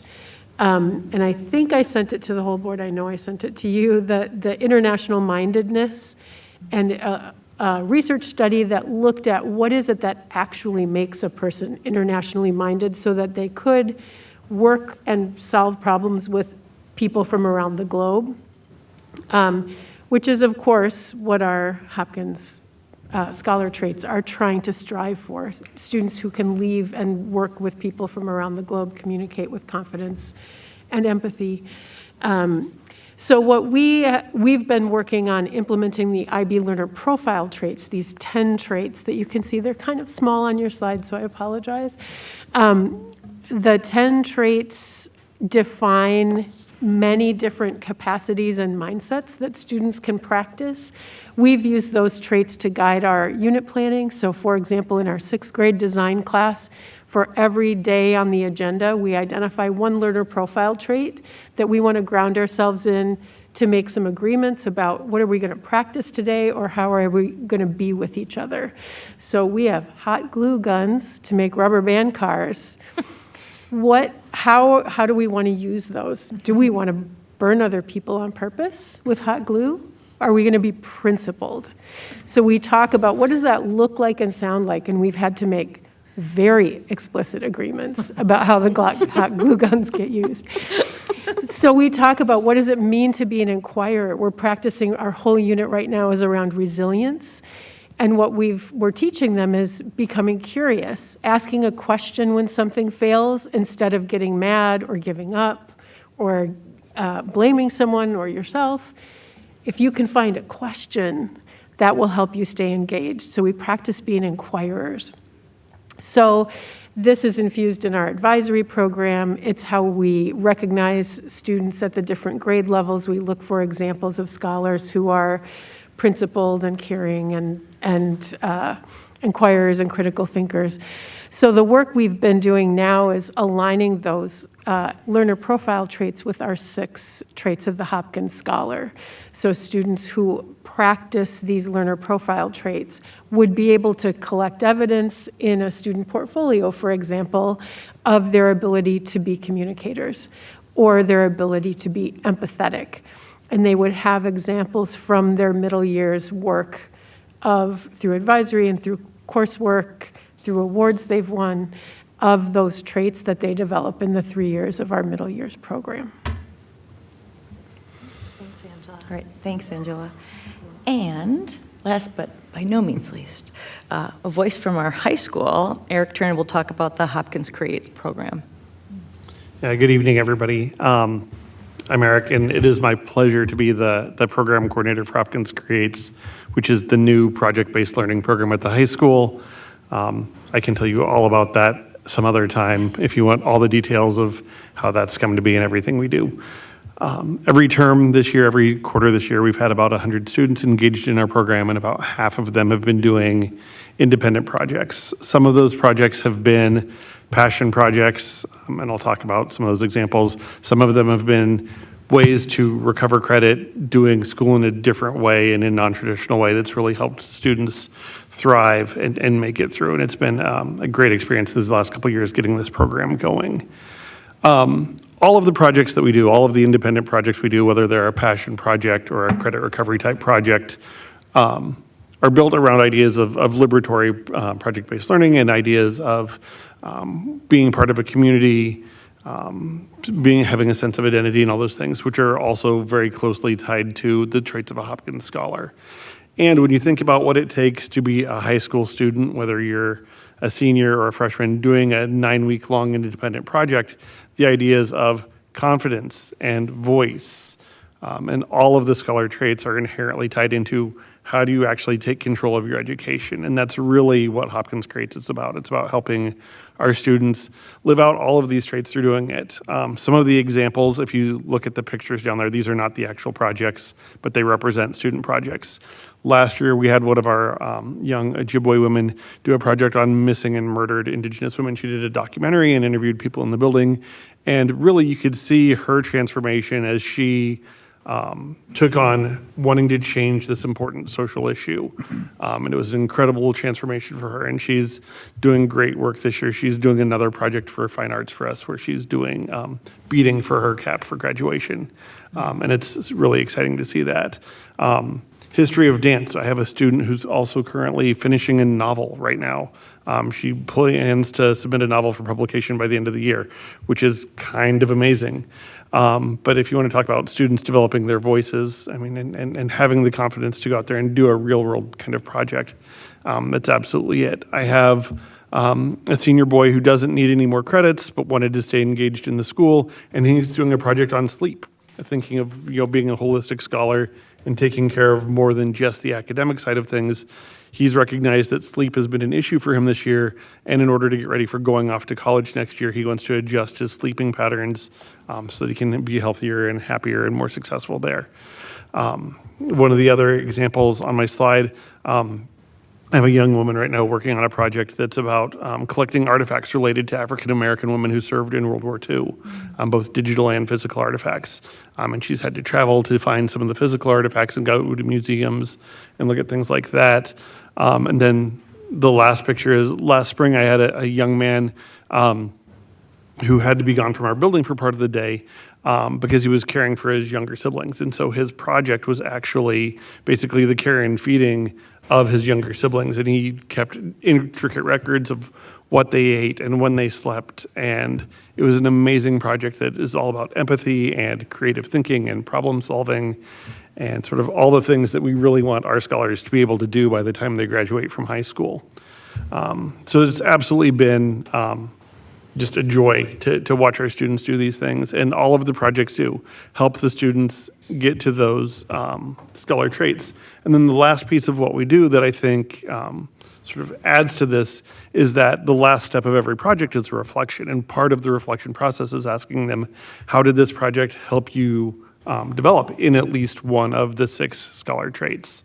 I don't make them write about all of them. Most of them do write about more than one because they can see that through doing this project, they've grown. And that's, of course, what we want. It's an authentic learning experience where they then think about what they've done and how they've grown, not just in the academic area, but as a person. Thank you, Eric.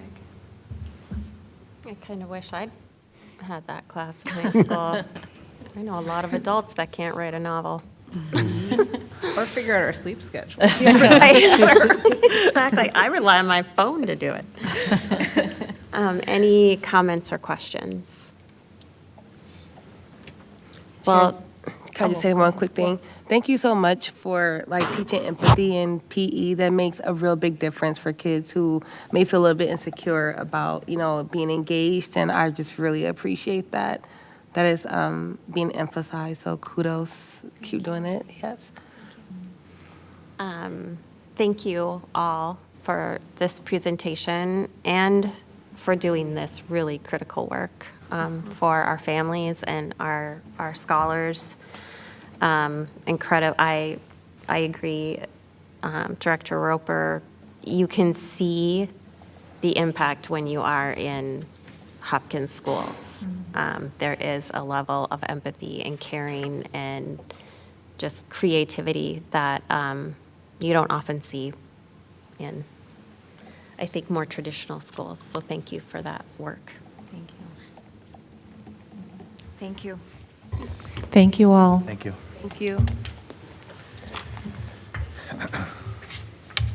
Gives us a few minutes, 7 minutes for a break before our meeting begins at 7 o'clock. We will have a recognition of students, so make sure you're back for the royal blue carpet. Thank you. Thank you.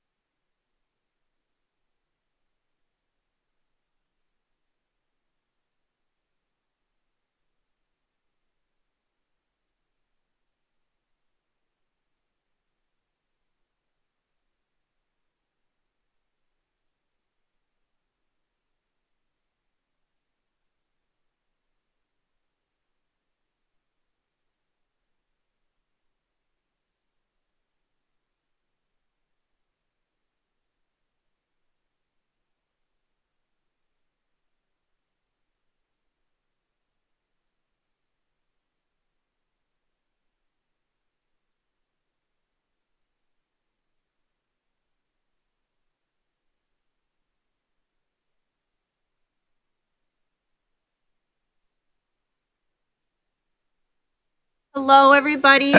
Welcome. It's so good to see you all here at the Hopkins School Board meeting for March 25th. Before we get started with our official agenda, we want to recognize some outstanding students in our district. So we will come down to you for this part of our time together.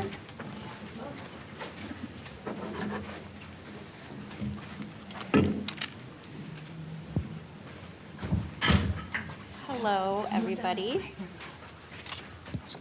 Welcome. This evening, we are thrilled to recognize our student athletes and their coaches from gymnastics who have recently competed at the state level, either as a team or individuals. We're excited to celebrate the outstanding accomplishments of these athletes who have reached the state championships.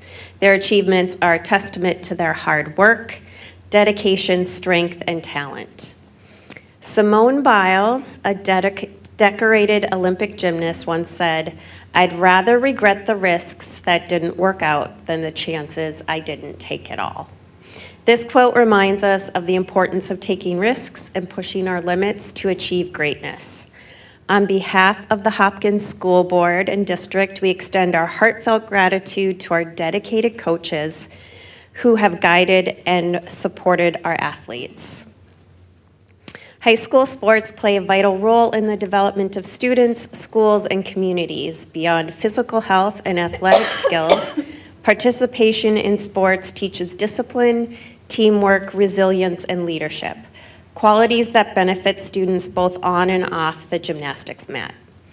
Athletics foster a sense of belonging and school spirit, strengthening connections among students, families, and staff, while instilling pride in the broader community.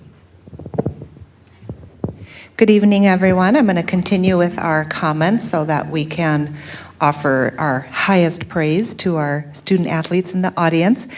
Chair Andreessen was talking about some of the research behind sports.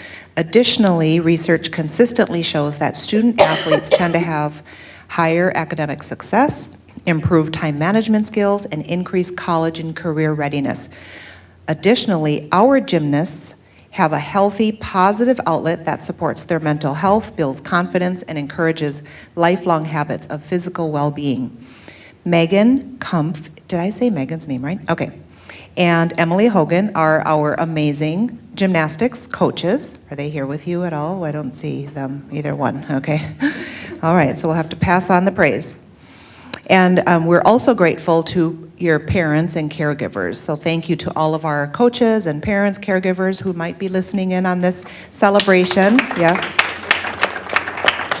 For all of their hard work, commitment, and love for our student athletes. Their efforts are instrumental in your success, athletes, and we really appreciate coaches and parents. Our gymnastics team has demonstrated incredible dedication and skill. Your rigorous practice and competition schedules were balanced with team building and confidence building experiences that hopefully enhanced your individual and your team performance. And watching you is inspiring and motivates all of us to strive for greatness. At the state meets, our athletes delivered exceptional performances, competing against the best in the state. We are very proud of your achievements and the hard work that you invested to reach this point. The gymnastics team are Lake Conference champs, and for the third year in a row, for the third year in a row, the girls gymnastics team won the Section 6AA meet and qualified for state as a team. You finished 6th overall in the state meet, is that correct? 6th? That's really awesome. In addition, senior Ava Brossum, junior Naya Simone Britt, and sophomore Aaliyah Jennings all qualified for the individual competition as well. Okay, so at this time, athletes, if you could stand up. We're going to recognize you. Go back to the back of the royal blue runner because we want you to be able to walk up the whole thing. You can, or if you want to do cartwheels down the, like show off the skills. She's thinking about it. We're going to call your name. Hold on. So decide if you're going to walk, flip, cartwheel, or look at their faces. No, you don't have to. You can just walk. Okay, so we're going to recognize each of you. Addie Walters.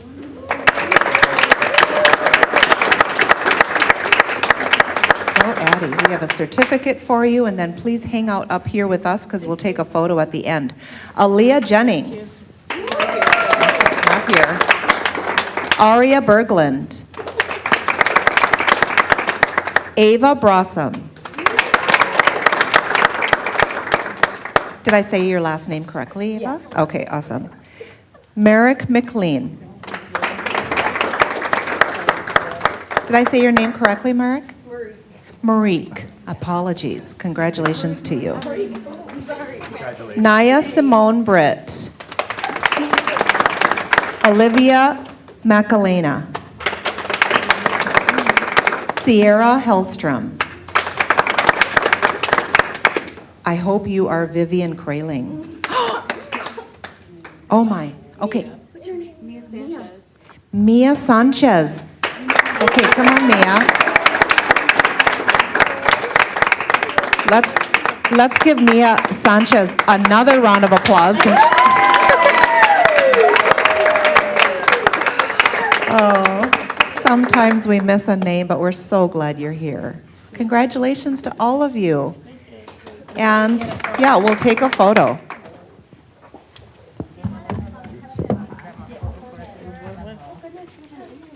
Yeah. Okay, go. Oh my goodness. Gymnastics and drink? Yeah. Of course. If they have them so slipping down.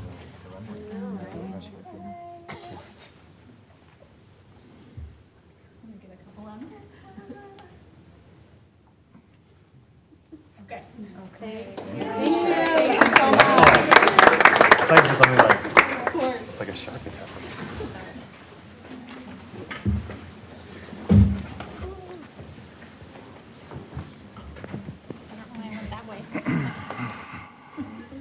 Which way? Oh. Right next to you. Like I had no other option. Oh, gosh. Are you all traveling for spring break?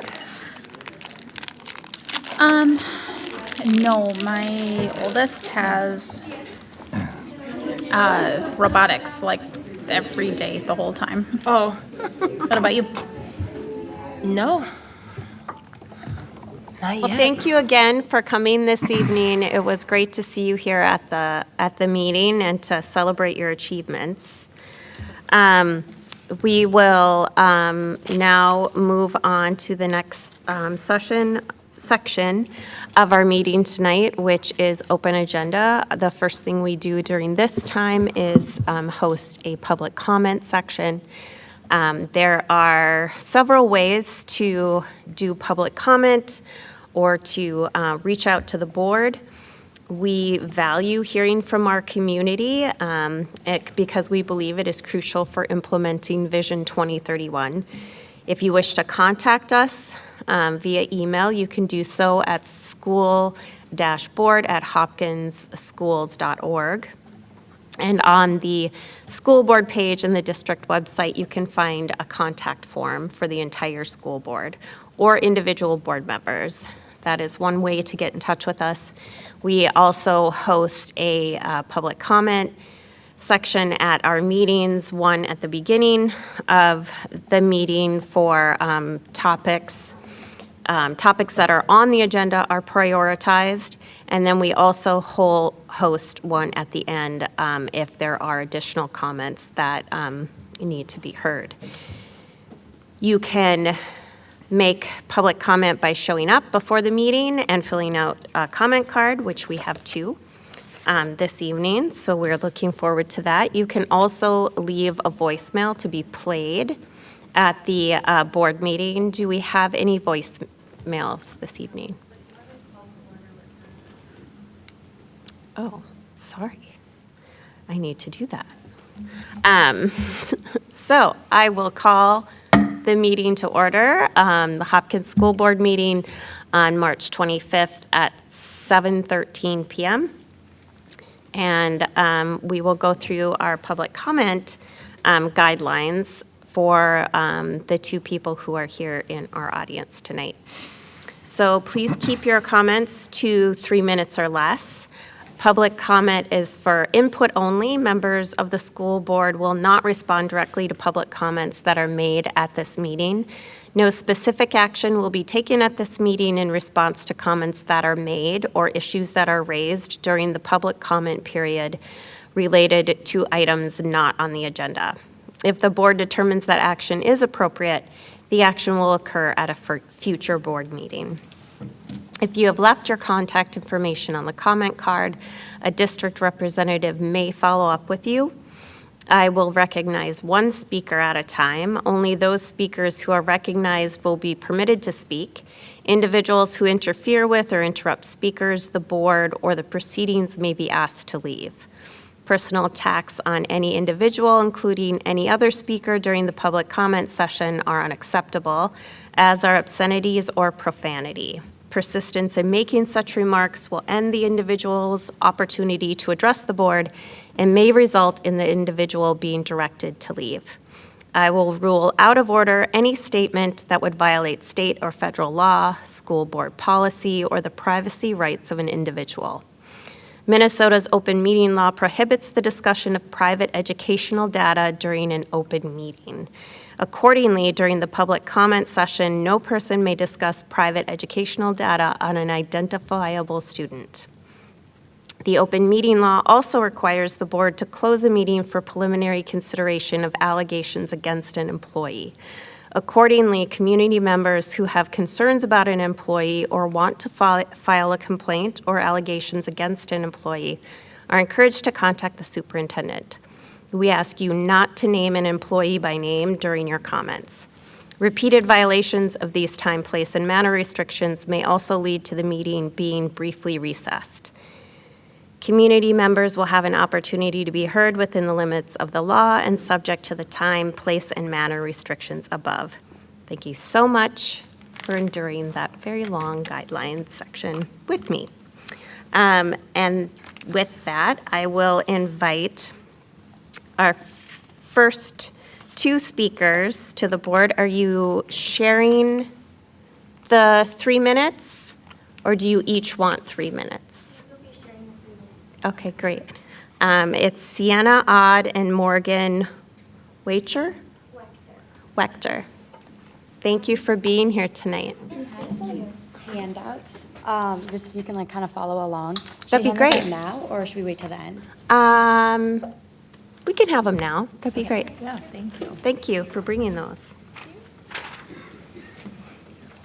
Thank you. Oh, my bad. Thank you so much. Thank you. Thank you. Appreciate it.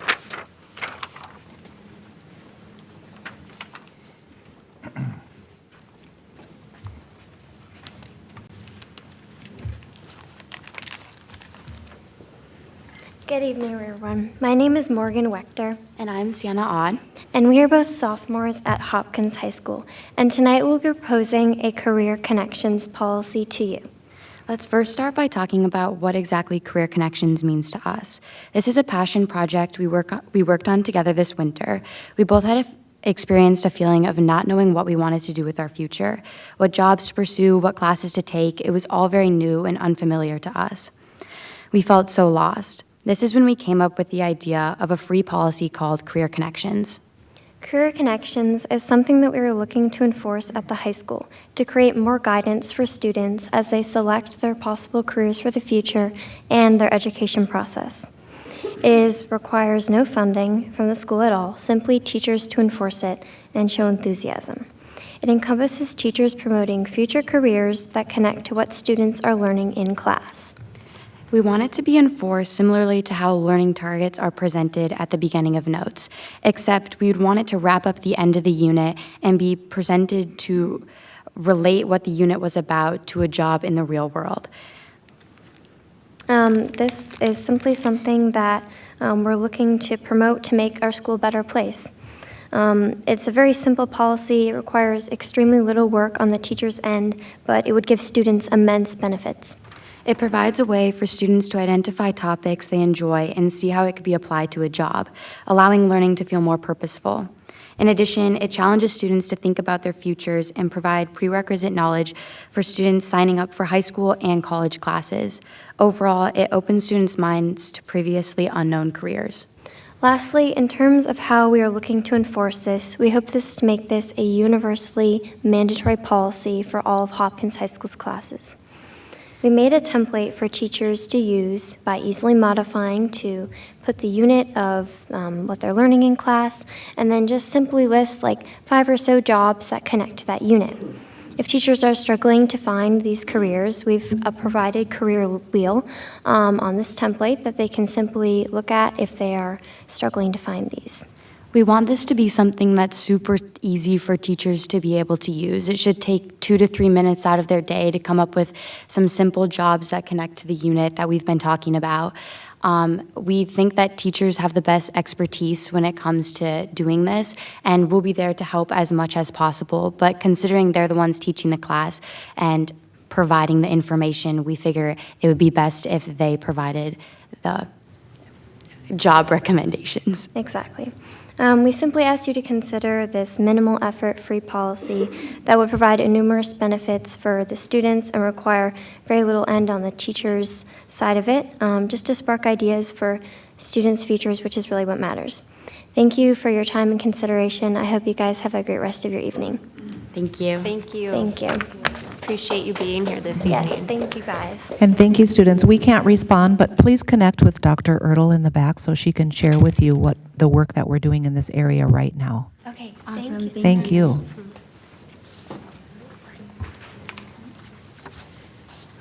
And I would like to invite Brianna Dawkin to the table, speaking on electric buses. Thank you for being here this evening. Thank you. Thank you all for being here today. My name's Brianna, and I am a resident of the Hopkins School District. I'm also a member of MN 350's Clean Transportation Team with Brooke, and I hope to be a parent in the district in the future.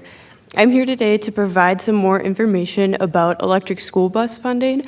At a meeting a couple months ago, we had another member of our group talk about the EPA's school bus grant program. Thank you all so much for considering this program. It sounds like the district was interested, but the application deadline kind of came up pretty quickly. Luckily, the Minnesota Department of Commerce currently has a round of funding for electric school buses that is open now through May 13th. This program also covers more of the cost of the buses than that previous EPA program did. In this round of funding, Hopkins is classified as a prioritized district, so we could receive a grant that could cover up to 80% of the cost of an electric school bus, 85% of the cost of chargers, and 85% of the cost of other expenses, which could be something like hiring someone to help complete paperwork. According to the MPCA, the average electric school bus costs about $400,000, while the average diesel bus costs about $100,000. So if Hopkins were to receive the full grant amount of 80%, the cost of an electric school bus would be dropped to just $80,000. So while replacing old diesel buses with electric school buses, we could actually be saving about $20,000 per bus.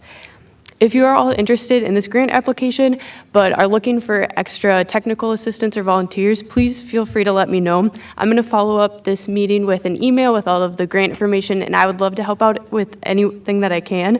And I can also connect you with our Clean Transportation team, who also has resources related to this grant application. I want to thank you all for the hard work you do for students in this district, and I really hope that you consider this funding. And I hope to see our district apply for the Minnesota Department of Commerce's electric school bus program. Thank you. Thank you. Thank you.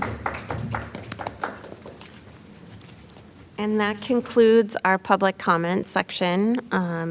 I will then move to the student board representatives report, and we have a student board member joining us here at the table tonight. Is there any of them online at all? Great. It's all on you. Thank you for being here. No pressure. None at all. No pressure at all. No. Mm-mm. I think my mic is off too. Oh. I think it's working. I think now. it's working now. Okay. Yeah. Woo! Yay. Magic. All right.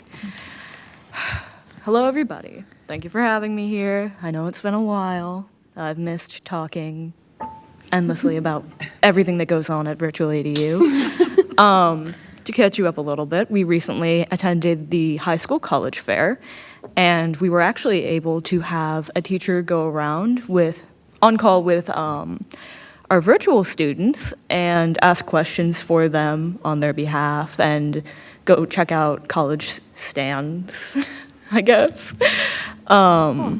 for them. I was actually one of those students. It was a fun experience, actually. Coming up, we have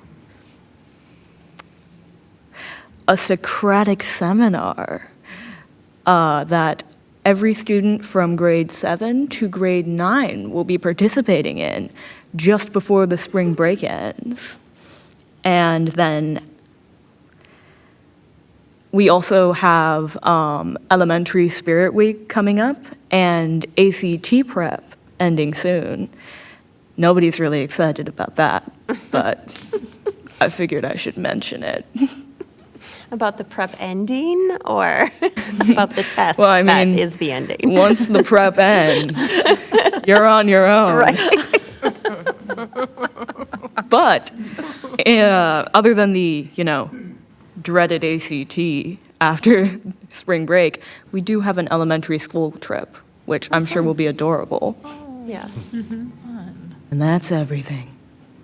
Everybody have a nice night. Thank you. Any comments or questions for our student board rep? Chair Andreessen? Yes. I'm intrigued about this Socratic seminar. Is this a new thing? Can you tell us anything more about it? I'm intrigued about it too. I, unfortunately, am not in literature at my school. I do literature in PSEO. But I do know that they are reading books. They have a list of books that they've picked from, and they are going to be discussing the themes and, like, how those tie into the other subject. So, you know, for example, they might tie the growth and change of a character into the growth and change of an embryo. I don't know what they're learning. I'm sorry. I don't know what 7th graders are learning. It's been a while. But you're right in that a Socratic seminar is a student-led dialogue about a text designed to deepen students' understanding about what they're reading and make connections to real world or other highly relevant topics or concepts. Absolutely. Glad to know I'm not wildly off.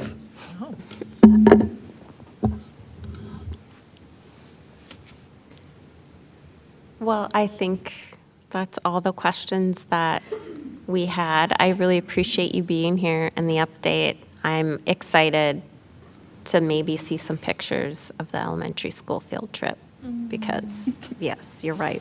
It's going to be cute. So that takes us to the superintendent report. Dr. Mary Peary Reed. Thank you, Chair Andreessen. And as we hit the slide deck for the superintendent report, thanks, Natalia. Thank you. Thank you. So I wanted to begin by highlighting the day that that a few of us spent yesterday at the Capitol. It was Legislative Day at the Capitol. So this is an annual experience drawing in district representatives from metropolitan school districts who then spend the day speaking with legislators about public school funding and other key priorities. So I want to thank our LAC staffer, Catherine Callahan, and also our board chair Andreessen, Treasurer Hartland, former school board member Steve Adams, and our student board reps, Mia and Sufyan Osman, were also there. Peer coach Chaoli Tang was there, and she advocated for QComp on our behalf. We also had a parent representative, Beth Dieter, who helped with these conversations. This is all of us with Representative Acom. And for our audience, this is a funding year at the state legislature. However, their message to us quite repetitively was that there is just not enough resources to go all around for public education, for healthcare, for all of the industries that rely on state funding. And so that did not stop us from talking about what our funding needs are. We also focused on mental and chemical health support for students, replacing the MCA with the ACT for 11th graders, and a very rigorous conversation with Senator Rest about whether adding a 5th tier to Minnesota's state income tax system is a good idea for revenue generation. She had a lot to say about that, and it was good learning from her. So it was a very learning-filled day, and really appreciate everyone being there on Hopkins' behalf. Some highlights from across our schools, starting at the elementary level. It's Culture Box season in 4th grade at Gatewood Elementary. As part of their Where We Are in Place and Time unit, 4th graders have done personal interviews with someone they know to learn about a culture different from their own. They are using what they learned along with research about the country to design a culture box that represents the country and culture they are studying. Our 4th grade Gators will share their learning when they present their culture boxes, artifacts, and information to classmates and families. This type of learning helps students build perspective-taking, global-mindedness, critical thinking, and the public presentations will build confidence and voice. Go Gators! Students at Meadowbrook had a special visit from author Juliana Brandt. Juliana Brandt is an author and elementary teacher with a passion for storytelling that guides her in both of her jobs. She lives in her childhood home here in Minnesota, and her writing is heavily influenced by travels around the country and a whole decade living in the South. Meadowbrook students learned about the multiple stages of the writing process. Author Brandt gave great inspiration on how to use creativity and imagination to write everyone's own stories. And we know that writing is a rigorous application of learning, and this type of learning also helps students develop their voice, literacy, and critical thinking skills. Yeah, could we? Oh, did I say Meadowbrook? Thank you for that clarification, Glen Lake. Okay. So this is Meadowbrook here. Meadowbrook students engaged in a really fun experience. It was a fundraiser for the school. They raised over $45,000 engaging in the Glow For It fun run. There was a DJ who pumped this very loud music and issued engaging prompts to keep everyone moving. I did run around the track, and these kids are fast, so I actually could not keep up with them. And neither could Principal Sawatsky or Assistant Principal Lawson, not because they're slow, because those two are very fast, but they were wearing these gigantuous inflatable dinosaur and marshmallow costumes, so they could only walk like very, very slowly. And so I just want to thank the PTO and everyone who organized, and of course folks who donated to help our schools fund extra learning experiences for students. Moving on to middle school, these are photos from the 7th grade class meeting at West. Every month, West hosts a class meeting during advisory in which one grade level convenes in the gym for fun, recognition, and reminders. This class meeting also includes staff playing a game with the students. At the class meeting, students who demonstrate one or more of the IB learner profiles are recognized, and this is a simple way of building community and connection with and between students. At the high school level, there are many exciting things happening. It's finals week for term 3. Juniors have been preparing for the April 15 ACT exam. Band, orchestra, and choir students are in Cuba. Students are getting used to a more restrictive cell phone policy and so much more. Another very cool thing is that senior Bruce Loman-Stone was recently recognized as Region 6AA AAA Award winner. So Athletic Director Mr. Ellerson and I attended the AAA banquet in downtown Minneapolis this past Saturday, along with Bruce and his family. Across the state, there are 8 single A regions and 8 AA regions, and every high school gets to nominate a senior with a GPA of 3.0 or higher, and the senior nominee also has to have participated in athletics and the arts, hence AAA. Academics, athletics, arts. So Bruce Loman-Stone beat out 13 other nominees from Region AA, 6AA, to win this prestigious award. And Bruce is a really great guy. In addition to all of his accomplishments, he leads our 2,000 student pep fests, along with Lucy, the other president of the student council at the high school. He's been admitted to Harvard University, and honestly, an all-around amazing individual. Congratulations to Bruce. On our Inside Hopkins podcast, we recently featured HEF and their financial support of outdoor opportunities. High school teacher Carl Schroeder, who also emceed the bash, and Glen Lake teacher Rob Trenda gifted their time to talk about the importance of our children spending more time outdoors. With Minnesota's students spending more time on screens and less time outdoors, our conversation got into why outdoor experiences aren't just refreshing, they're essential for student mental health, well-being, and academic success, especially when kids are engaged in activities like our high school's renowned ropes course. Now we have Principal Haybison in the audience, and so our 5th graders every year at Tanglin join juniors and seniors at the high school to do the ropes course together, and that's that's a really awesome activity for our 5th grade students. This podcast comes at a time that coincides with our district's new cell phone policy, which does restrict student use during instructional time. So when you have an extra 20 minutes, please check out the latest episode titled Outdoor Adventures Await. Wanted everyone to know that it is MCA season, which means our 3rd through 5th, 6th through 8th, 10th and 11th graders will be taking their reading, math, and/or science Minnesota Comprehensive Assessments starting now and into the next few weeks, depending on when they're scheduled at each school. We have been working hard to increase our participation rates by decreasing our opt-out rates.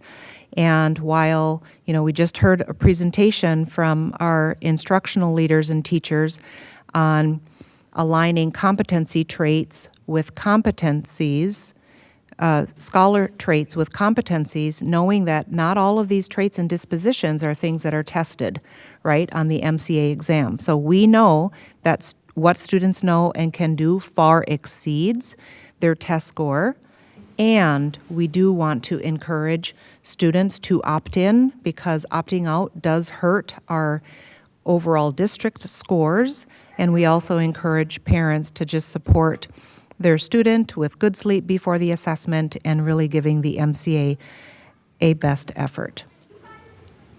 I'm really grateful for parents who have attended the Soup with the Soup. We had one earlier today, and we had a really healthy conversation around our core values in Hopkins, our district budget shortfall coming up, and we'll be talking about our district budget in just a few minutes here, some of the things coming out of the federal government, and what parents can do to support our school system. So those conversations have been very meaningful, and I'm grateful to the parents who are showing up. And with that, I'd like to introduce Principal Haybison to the board table. Principal Haybison is the proud principal of Tanglin Elementary, and we've had such a good time spotlighting different programs in schools here as part of the superintendent report, and you are doing wonderful things at Tanglin, and I know our board is excited to hear more about what makes Tanglin so special. Thanks for being here. Absolutely. Hey, good evening, everybody. It's great to see you all again and to have a few minutes to talk about my school community. On behalf of my students, my staff, my parents, thanks for all you do for our district. And we appreciate this opportunity to talk a little bit about our school. The first slide shows the phrase Tanglin Pride, which we talk a lot about at our school. And when I asked staff and students what they wanted me to highlight, invariably the answer was talk about our sense of community and what we do to make everyone feel included and welcomed and building each other up as we work on these important preschool through 5th grade years. One of the ways that we've done that, and we can go on to the next slide there, is our kindergarten students. One of the things that they've done this year is inviting a lot of community helpers into the school, tied with some of the state standards, but there are 4 pictures of adults that are community helpers. 3 of those folks happen to be parents in our Tanglin community, and their children were so excited to have their parents there talking about their career choices and how they build a sense of community. And the 4th one from the Minnetonka Fire Department, Sarah. I knew her from high school, and she loves coming to Tanglin as well to help teach our children about fire safety and really, once again, showing how we can all help our community to be a safer place through our involvement.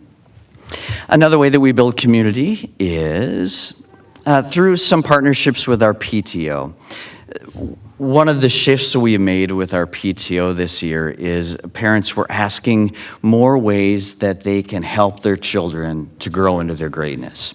So 2 ways that we've partnered to do that is in November we had what we called our numeracy night, where we invited families, parents, grandparents, caregivers to join their children for an evening learning about math, playing math games, and every family left that evening with a gift bag, with a deck of cards, and other things that they could do to practice math skills, getting off of the devices, which we know is an important thing to do. And what was really cool, after that night, I happened to go to a local restaurant with my family and ran into a Tanglin family, and they were playing one of the games that we had introduced them to at Numeracy Night.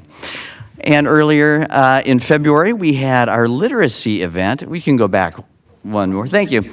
Keenan Jones is a former Tanglin teacher and Hopkins employee. He recently published a book. He came for our literacy night to talk about his new book, and we did some read alouds. We also were talking with parents about how their children can read the room and trying to build ways to include more literacy in their lives at home. So a great partnership building community, and thanks to our PTO for helping out with those events as well. I have to give a shout out to the HEF for this next slide as well. Hopefully you've seen the wonderful video put out by our marketing and communications team about Brewed Awakenings. It is a coffee cart that our 4th grade class, Mrs. Schmidt's class, started. And it's a way to bring project-based learning to life where they're learning how to run a business. And they helped out. Last week we had our goal-setting meeting with district leaders, so we asked if they'd open up special for that event and serve us some coffee. And when they came in, I asked them, what's your favorite part of running Brewed Awakenings? Which, by the way, shout out to one of the students who came up with the name of the coffee cart. They said 2 things. One, steaming the milk, because they've never had an opportunity to do something like that before, and it was a challenge. And the other was bringing the coffee around to the staff members who ordered it. I said, tell me more about that. Why is that a favorite thing to do? And invariably they would smile and say, because when we deliver the coffee, the teachers and the staff members have big smiles on their face and say how much they appreciate it. And I think in a small way, that just shows how we're trying to build that community and appreciate the gifts that we all bring to our school. And the final slide that I like to highlight, we focus a lot on character strengths. We've worked over the last few years choosing 24 strengths that tie not only to Vision 2031, but also our district's purposeful people, the SEL curriculum. These 24 character strengths we work on a 2-year cycle, so that if a student enters in kindergarten, they will hit each of these 3 times before they graduate Tanglin in 5th grade. And what I love about our focus on character is the students take so much joy in each other. For instance, this Friday we're doing an assembly on teamwork. And the students are very excited. They've been asking, when are we going to do our next assembly? So if you're available, Friday morning at 8:05, we do them in less than a half an hour. We're going to focus on teamwork. And what I love, that's a picture from one of our assemblies. We tell the students, not everyone will get a certificate. And what a great opportunity to find joy in knowing that some of your classmates are getting recognized for being great role models in our school. So please consider yourselves invited if you'd like to start your day off in a joyful way. It's 8:05 to 8:35. We do one every month, and it's always a highlight for our school community. And I think that's all that I had. Yeah. So thank you for the time to talk about Tanglin and how we're trying to build that sense of community at our school. Thank you. Thank you. Thank you so You bet. much. Thank you. Thank you, Dr. Haybison. Real quick, you have an amazing tie. I love it. Shout out, yes, my sister-in-law is a graphic designer, and she designed this Tanglin Pride tie for me. And one other thing I forgot to mention, this green ribbon today is National Cerebral Palsy Day. And one of our students and a friend of hers did a wonderful presentation for their class about what is cerebral palsy and how she is working through the issues around that. And just a great way for her to feel comfortable with who she was and build that sense of community at our school in a different way. So thank you for the shout out. Welcome. Appreciate Thank you. Any other feedback or questions? Yeah, I got a quick feedback for Dr. Haybeisen. Will Brood Awakenings be there on Friday? They will not. However, they open the coffee cart. We order on Mondays and Wednesdays, and they deliver on Tuesdays and Thursdays, I believe. So, yeah, we can figure out a way to get you some coffee. It's pretty good. Thanks for asking. Sorry, I got one more quick question. I'm sorry. I just wanted to say I appreciated the opening slide where you were talking about the helpers. It made me think about the quote from Mr. Rogers, where when something difficult is happening, you should look for the helpers. There's always helpers. So thank you for bringing that into our students' school. Absolutely, and it is so important, especially in these difficult times, to recognize, especially our parents that are community helpers and all the great things that they're doing, including being on the school board. Not to name out any names. Director Roper. Thank you, Chair Andreessen. Really quick, if I can remember, and correct me if I'm wrong, are you still doing work or doing any work with Black Men Teach at all? Yes, I've been involved in Black Men Teach since the very beginning, and I'm very proud of the connections that Hopkins Schools has with that organization. They're doing wonderful things to try to assure that the representation of our staff is a representative of our student body. And they do great things. I was proud to be on a principal panel with them a few weeks ago, and just a great organization. Yeah, so Tanglin is one of 2 partner schools with Black Men Teach, and you have 2 Black Men Teach teachers/fellows. Correct. They're both licensed teachers. Correct. Yeah. Yes. And Eisenhower is the other one. Oh, okay. Yeah. Oh, awesome. If you ever want to talk further, just let me know. Okay. We'll have you over for coffee. I would love it. Thank you. Thank you so much. All right, thank you. Appreciate your time. Thank and you, being Dr. here. H. So then, if that wraps up the superintendent report? Yes. Great, thank you. We can move on to approval of tonight's agenda. I would look for a motion. So moved. Second. I have a motion and a second. Any discussion? See none. All those in favor, please say aye. Aye. Any opposed? The chair votes aye, and the agenda is approved. We now go to our consent calendar. This is a portion of the agenda where the items provide the board with information that's considered to be more routine in nature. If the board deems an item to be necessary for additional discussion, a motion will be made to move the item to new business.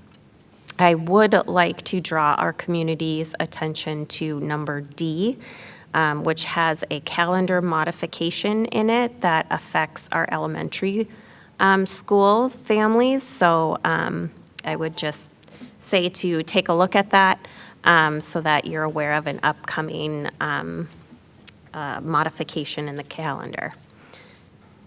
And I would look for a motion to approve the consent calendar. So moved. I have a motion. Is there a second? Second.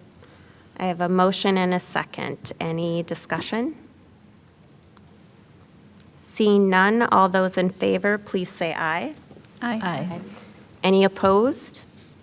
The chair votes aye, and the consent calendar is approved. Next up is the treasurer's report. Treasurer Hartland. Wonderful, thank you. As Dr. Mary Perry Reed mentioned, I spent some time at the Capitol yesterday with the Legislative Action Coalition, and while I was there, I sat in on the Ways and Means Committee, which is a bipartisan committee that's made up of, so for example, there's like the Education Finance Team, and there's a Commerce Finance Team, and a Transportation Finance Team, and the chairs or co-chairs of all of those committees then sit on the Ways and Means Bipartisan Committee, and they evaluate each bill with its own budgetary implications as part of the overall budget for the state of Minnesota. And they were meeting yesterday to discuss potential impacts to the state's budget due to the federal House of Representatives announcing their budget, plus several executive orders. It was a long meeting, but I wanted to share a few budget-related takeaways. One is that the state of Minnesota has about $23.3 billion from federal sources budgeted for fiscal year '25, which is our current fiscal year. And that $23 billion comes in the form of 687 distinct grants and awards to the state from the federal government. Yesterday, they shared with us a spreadsheet listing of 24 of those grants as frozen or disrupted, and then I saw that shared on KARE 11 later in the afternoon as well. Most of those grants were from FEMA. 2 were related to schools, specifically for the USDA, from like farm food, getting those into public schools, but I did confirm that our district is not currently impacted by any of these frozen grants. It is, of course, on our minds as we continue to watch and monitor the situation.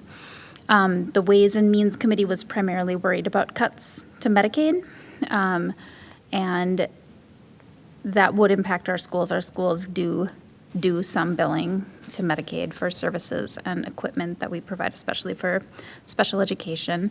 But they're also at risk are $500 million in Minnesota for grants for childcare for low-income families, $430 million federal dollars that come into our state to pay for student nutrition, $210 million federal dollars that come in for special ed, $185 million federal dollars for Title I, which is the funding for low-income students at risk of not meeting academic standards. So any of those things could impact us. Hopkins gets a little bit less than the state average of our budget from federal sources. The average Minnesota district gets something like 8% of their budget from federal sources. We're a bit less. We get about 3% of our budget, or $4 million, from federal sources. And so far, none of those are actually frozen, especially for this year yet. So the Ways and Means Committee and the Minnesota Management and Budget Office are preparing for a ton of possible outcomes. There's not really actionable language yet or actionable budgets yet, so that will continue to be monitored. And a final takeaway is that though the House targets call for over $2 trillion in the federal budget reduction, they actually add $4.5 trillion, or a net increase of $2 trillion, to the national deficit in the form of tax cuts. And it was the Minnesota Management and Budget's opinion that the bottom 40% of wage earners are going to actually pay more in taxes and have less access to public services. The middle, like 59%, might share $500 billion of those tax cuts, and $4 trillion in tax cuts is to go to the top 1% of taxpayers in the United States. And so that is something that's causing consternation at various levels in the state. And anyway, on that note, the one where we have to just continue to monitor it into the future, this is you saw attached to our agenda a slightly longer check register treasurer's report, because we did not have one last month. So the range for this report is February 16th to March 15th, 2025. We paid almost $12,000 to Minnetonka Christian Academy to pay for textbooks as mandated by state statute. $11,250 went to providing early childhood services like screenings, counseling, and intervention services. A bit over $34,000 went to Ring Central for district-wide monthly phone services. There's a new Rational, which is a name brand of industrial ovens at the high school that cost $28,000. Paid $6,100 for our employee vision plan. $9,000 went to CISO for our transportation audit in pursuit of better understanding our transportation department and finding significant cost savings there. $41,000 went to Dakota Truck Underwriters for our mandated workers' comp insurance. $23,000 for 3 different snow and ice removal events. We paid a little over $6,800 in charter school transportation, $139,000 for February's special ed transportation, almost $316,000 for February's general education transportation just to one of our busing vendors. We paid $111,759 in tuition to Normandale Community College for our PSEO students for fall of 2024, which translates to direct savings for our students and families. $9,967 to Centerpoint for natural gas, $3,800 to McDowell Agency for incoming staff background checks, $162,000 to Teachers on Call for substitute teaching services, $154,000 for new cybersecurity software, which is called a managed detection and response software, which is part of both best practice to protect the cache of data that we have here at Hopkins, and also part of a state statute where we're required to have and share with the state our cybersecurity plan. $348,000 went to SiteLogic for construction, specifically ventilation improvements at multiple sites. $152,000 went to professional development, but that was across the district, across our 1,300 employees and 11 sites, and stretching for, back months, back into the fall. With that, I move that we approve total disbursements of $2,040,066.40 for the period of February 16th to March 15th, 2025. I have a motion. Is there a second? Second. I have a motion and a second. Any discussion? Chair Andreessen, I have a quick question. Yes, Director Roper. What is the WC policy? Is for like truckers? Workers' comp, that Dakota truck, so we are required to provide workers' comp insurance in case someone gets injured, and that's just the provider. Oh, okay. So we pay that often. Okay, and then what about Quadient? It's like 16,000. I think those you should probably email me if you're gonna call out specific ones, because we can look into them for you. I pull up, I don't know, it varies every month, many invoices. That one I didn't pull up. Oh, okay. But we can. For sure. Look Okay, into it. I could email you. Yep. But a second then. Yeah. Any further discussion? Seeing none, all those in favor, please say aye. Aye. Any opposed? The chair votes aye, and the treasurer's report is accepted. Thank you, Treasurer Hartland. And that takes us to new business. The first part of new business is a summary of the superintendent's mid-year review. There is no action, just some information provided about the discussion that we had during executive session that was held during our last meeting on March 11th. And just to inform our community, I've had some questions about how we assess leadership in the district, and to let everybody know that this is part of the board's role in the community, is to provide a mid-year and an annual review of the superintendent, and it looks different ways according to the superintendent's needs and the usually board chair's preference in how that would go, but we get information this year. At this review, we decided to send out a survey, which has been done in the past, so that all board members could be prepared to talk about specific things that would help the superintendent get to the annual review and to meet the goals that had been established at that time for the year. And so I'm just giving a quick summary of that process that we discussed at the executive session. So the feedback that was provided by survey at the meeting was that 86% of the directors believe that the superintendent is highly effective in the area of vision and strategic leadership. 14% rated at good. There was a quote that I wanted to share. Your strategic leadership is strong, particularly with the clear direction provided by Vision 2031. The vision serves as a solid framework for long-term growth and sets an inspiring goal for the district's future.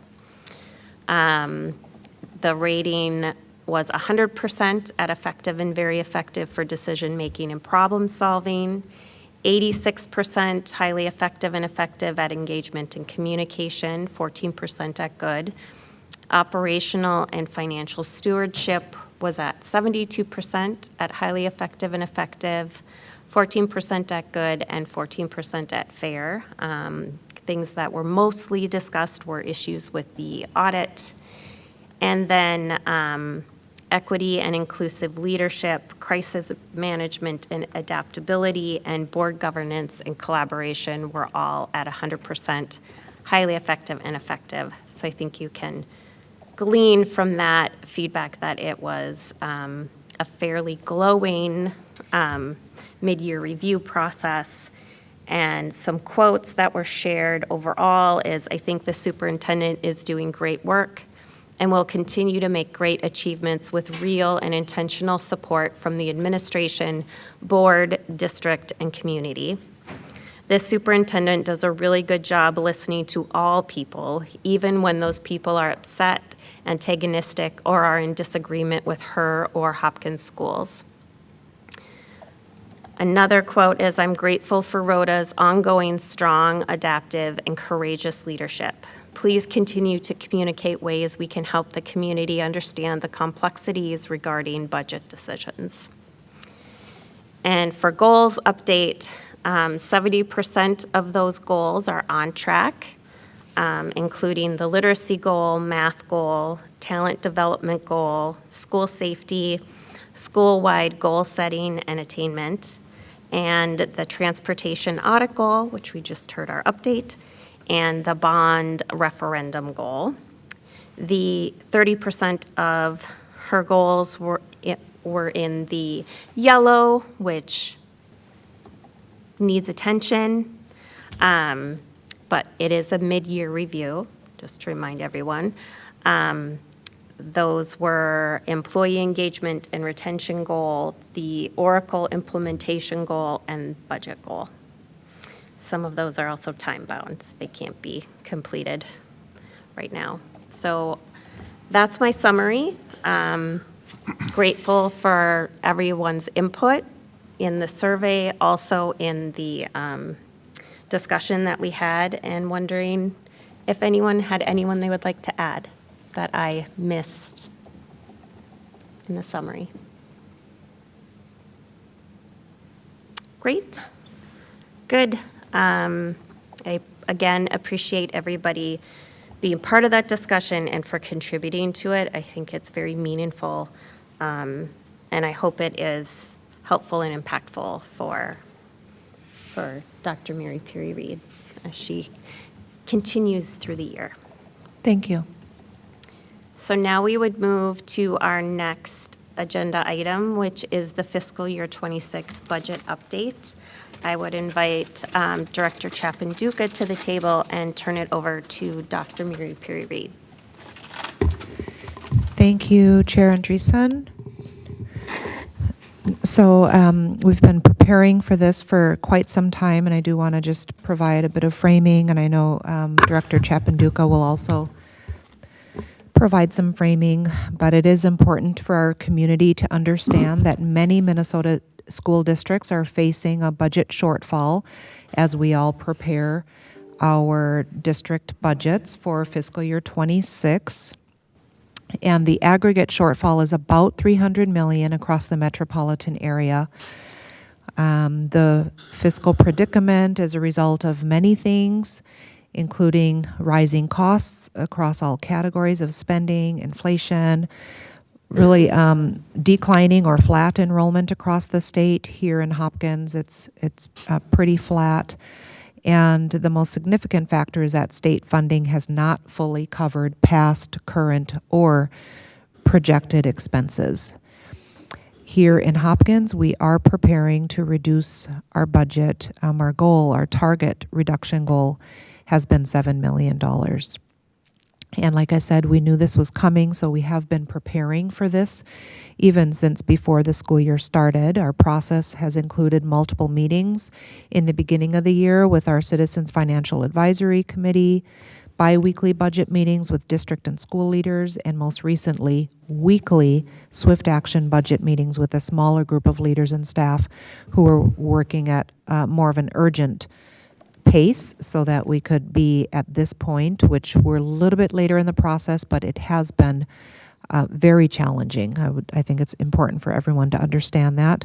A lot of pressure on Director Chapanduka, a lot of pressure on other cabinet leaders, on our school principals, because we don't want to cause harm to our system. We don't want to make reductions that will impair our teachers and instructional staff ability to provide high quality teaching and learning. And we also rely on our school leaders to facilitate high quality school cultures. I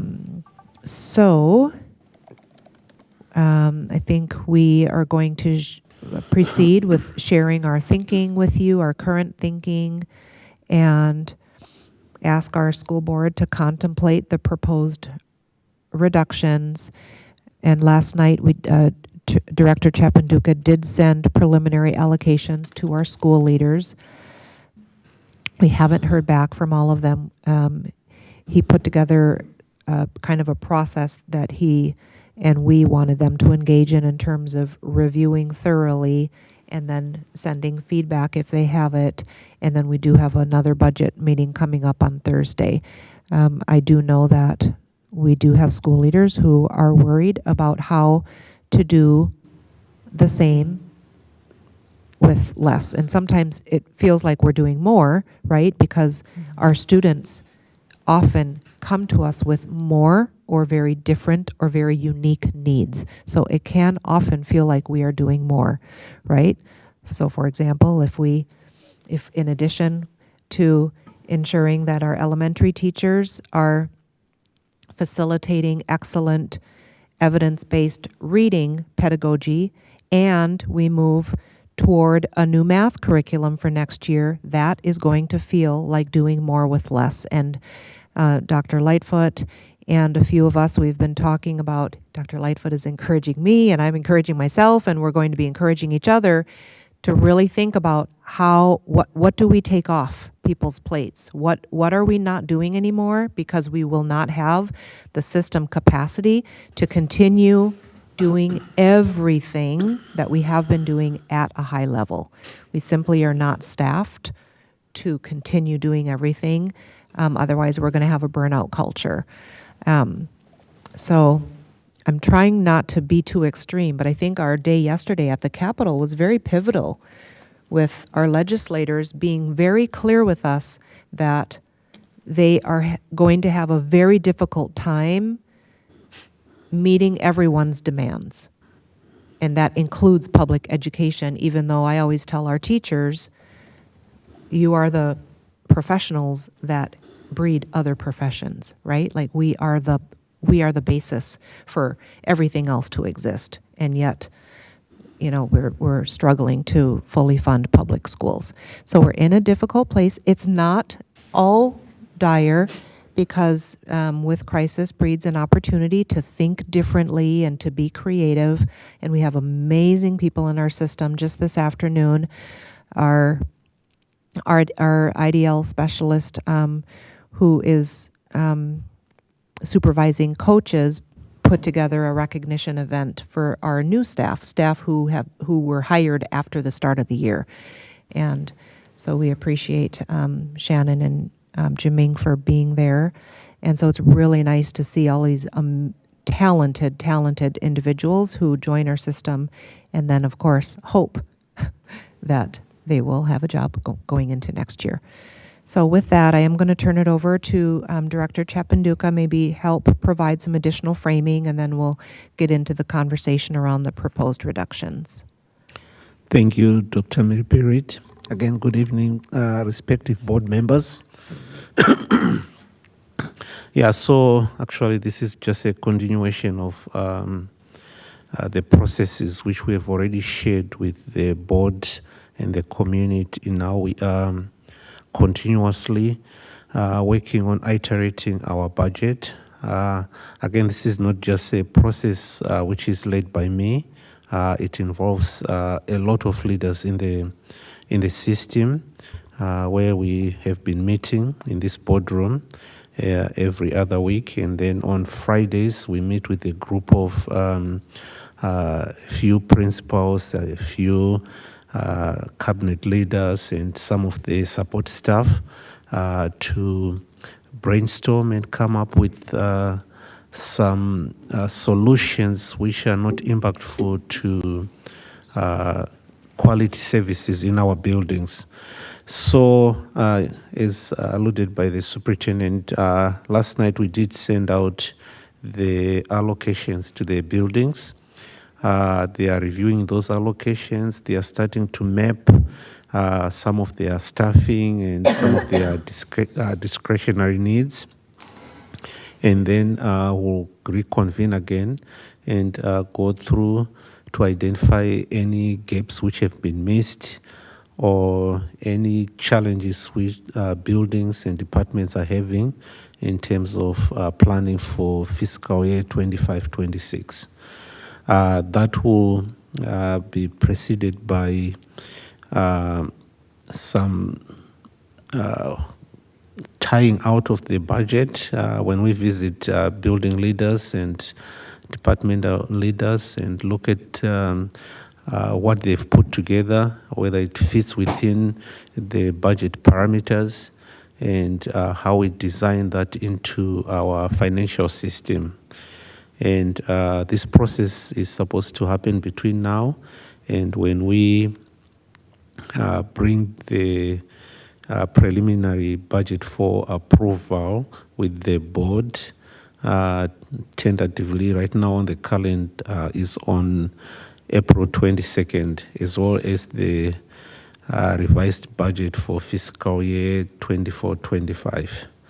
After that approval, we'll go back and finalize any staffing reductions, as well as any new hires who may be coming in, and bring back to the board in May 20th, for the first read of the approved or adopted budget. Once the board approves that budget, the final budget will be approved on June 10th of 2025, and that completes the budget process for fiscal year 25-26. And at that point in time, we'll start to think what are some of the elements we need to be thinking about as we go into the next fiscal year, which will be fiscal year 26-27. Natalia, can you go to the next slide?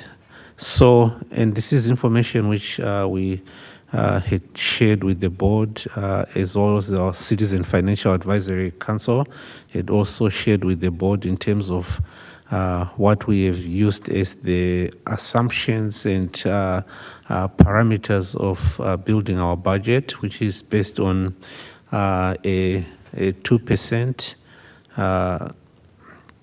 state inflationary increase. I know what has been proposed by some of the states and the governance elements around increases is about 2.74%. So, but when we did our budget, just being cautious of some of the elements we might not know at this point in time. We've used the 2% as our starting point. We also factored in a 4% annual increase in salaries and wages.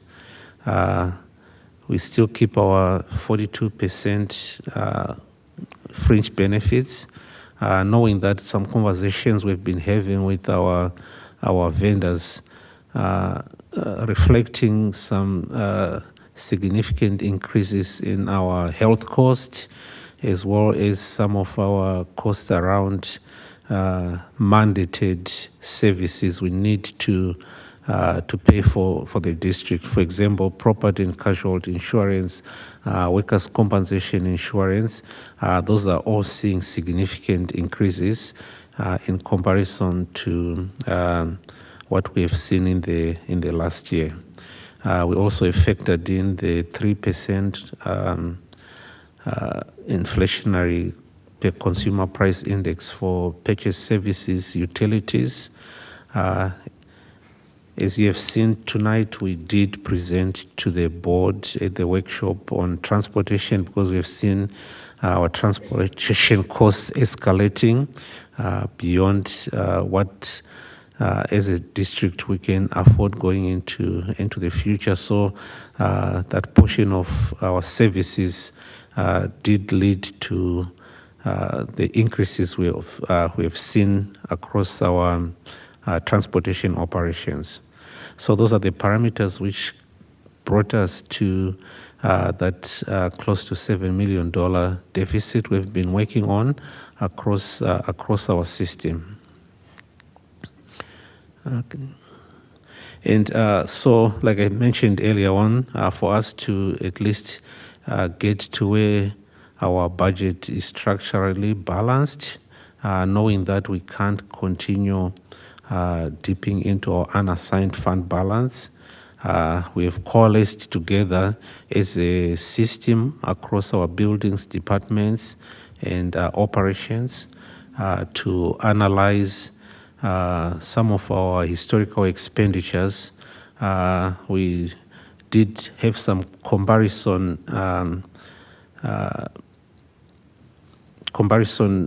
around departments, mostly central office departments, and how we compare with other surrounding school districts.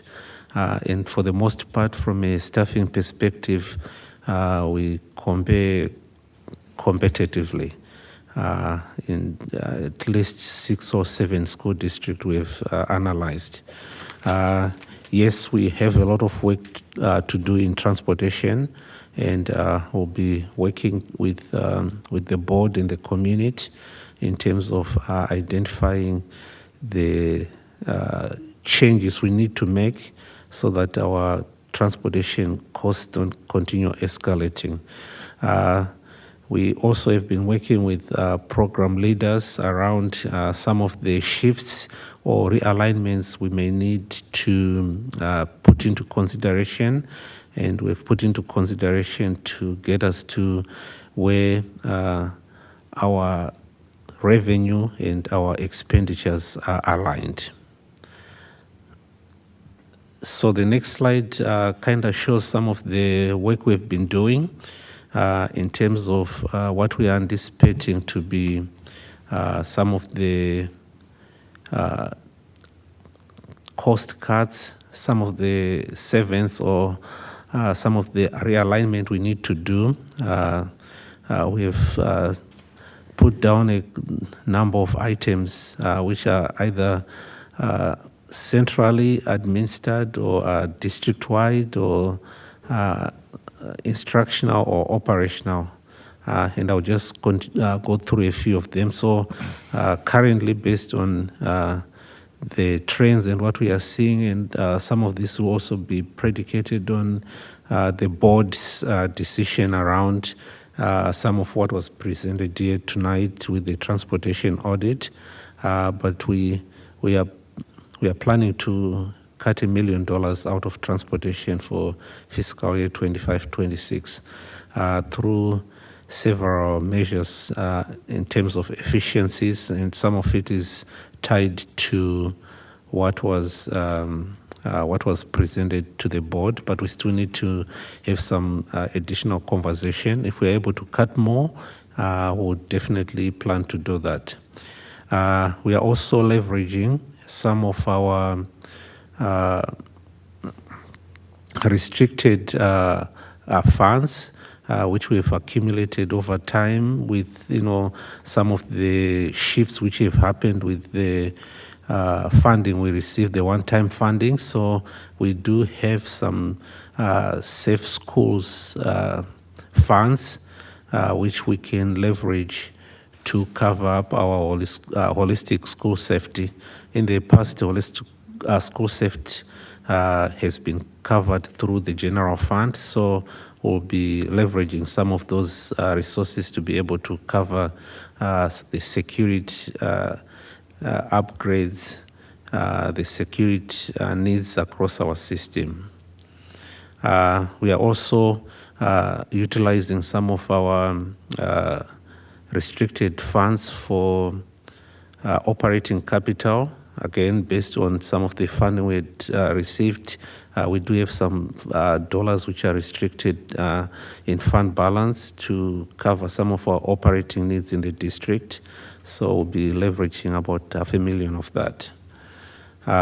We also have some shifts and reductions in our capital projects levy, which will be realigned so that we can free up some funding in our general education aid to cover some of the gaps we are seeing. We do have some conversations around how we are aligning our professional development, and we are also having conversations with the system on what adjustments may be made to professional development to at least have a portion of those funds cover the gap we are seeing. We also spend money in the general fund to support some of the operation needs in, for example, our proprietary funds, which are community education and food services, and we'll be recapturing some of those dollars back into the general fund to be able to support our gap. So those are some of the line items. I'm not going to go through each and every line item on the listing, but those are some of the items we are paying attention to, and we are working with leaders to make sure that we are able to make those adjustments and make those shifts with minimal impact to operations in our buildings in terms of class sizes and programs. I know I did include the other components on the listing here. I mean, I can go across the remaining items which are instructional with a different shift to our substitute model. And any additional information I can have Dr. Lightfoot speak to that. We are also reducing our targeted staffing dollars. Targeted staffing dollars resources we usually put on the side when we are doing the budget to cover up any shifts in enrollment, since we are planning using projected numbers, and then when we start to see the actual numbers coming in, sometimes we end up with more students coming in, and we want to be proactive in terms of making sure that the students do have resources. We'll just be pristine in how we manage the shifts or any students coming into the system. And some of the cuts are realignment within our categorical revenues we receive. So we have certain positions which have either been paid through the general education $8, which we can either categorize into either our achievement in integration revenue or our title revenue or our ADSIS revenue coming into the system. And if there are any deeper questions around that, I would definitely invite other system leaders to be able to help with explaining some of the shifts which are happening within our system. So these are some of the elements we've used in terms of reductions and realignment to at least get us to the stage where we are, and give enough time for building leaders to start mapping up their budgets, and then we'll continuously revisit to identify any challenges they may have. With that, I'll take a pause and invite any questions from the board. Thank you.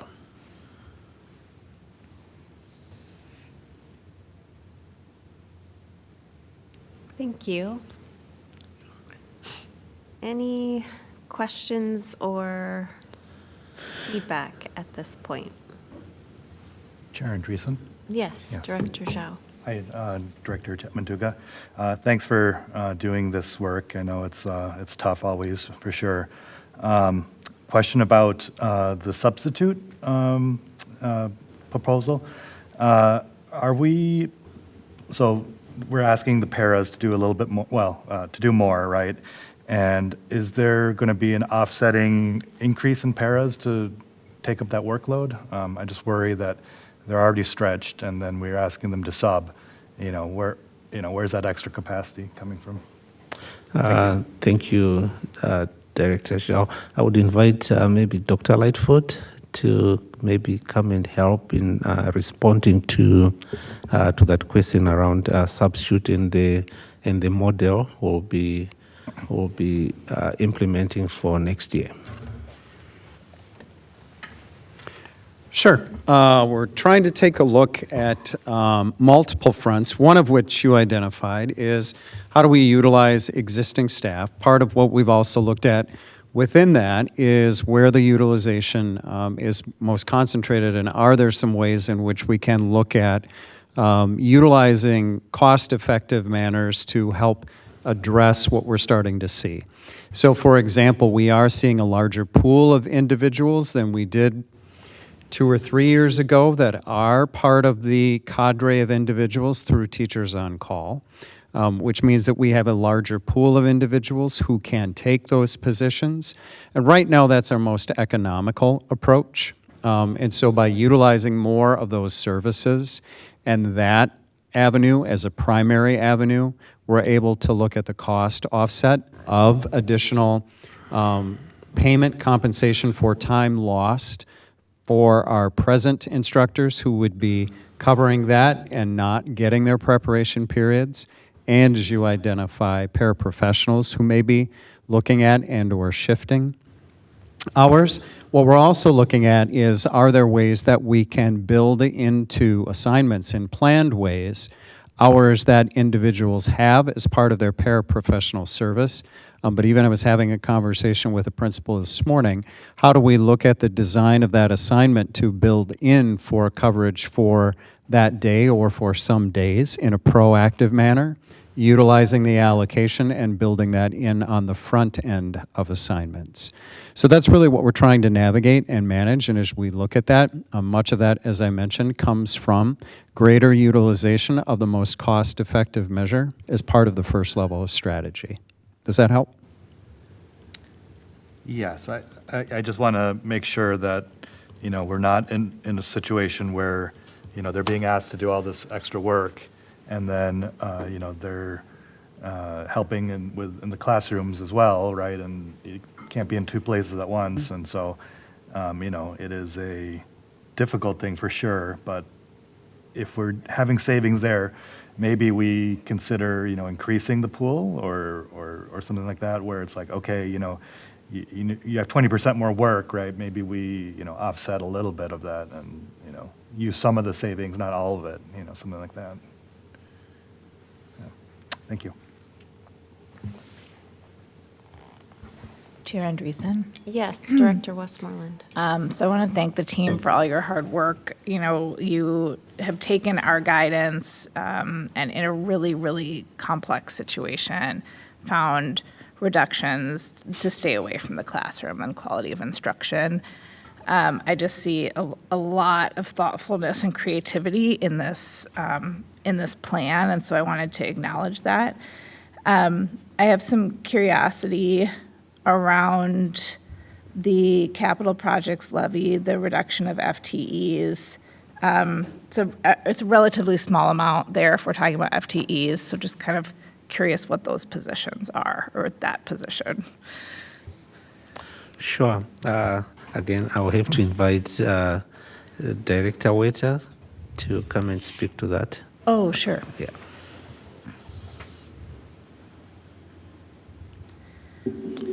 Well, by the end of this, we might end up with the whole entire cabinet up here. Yeah.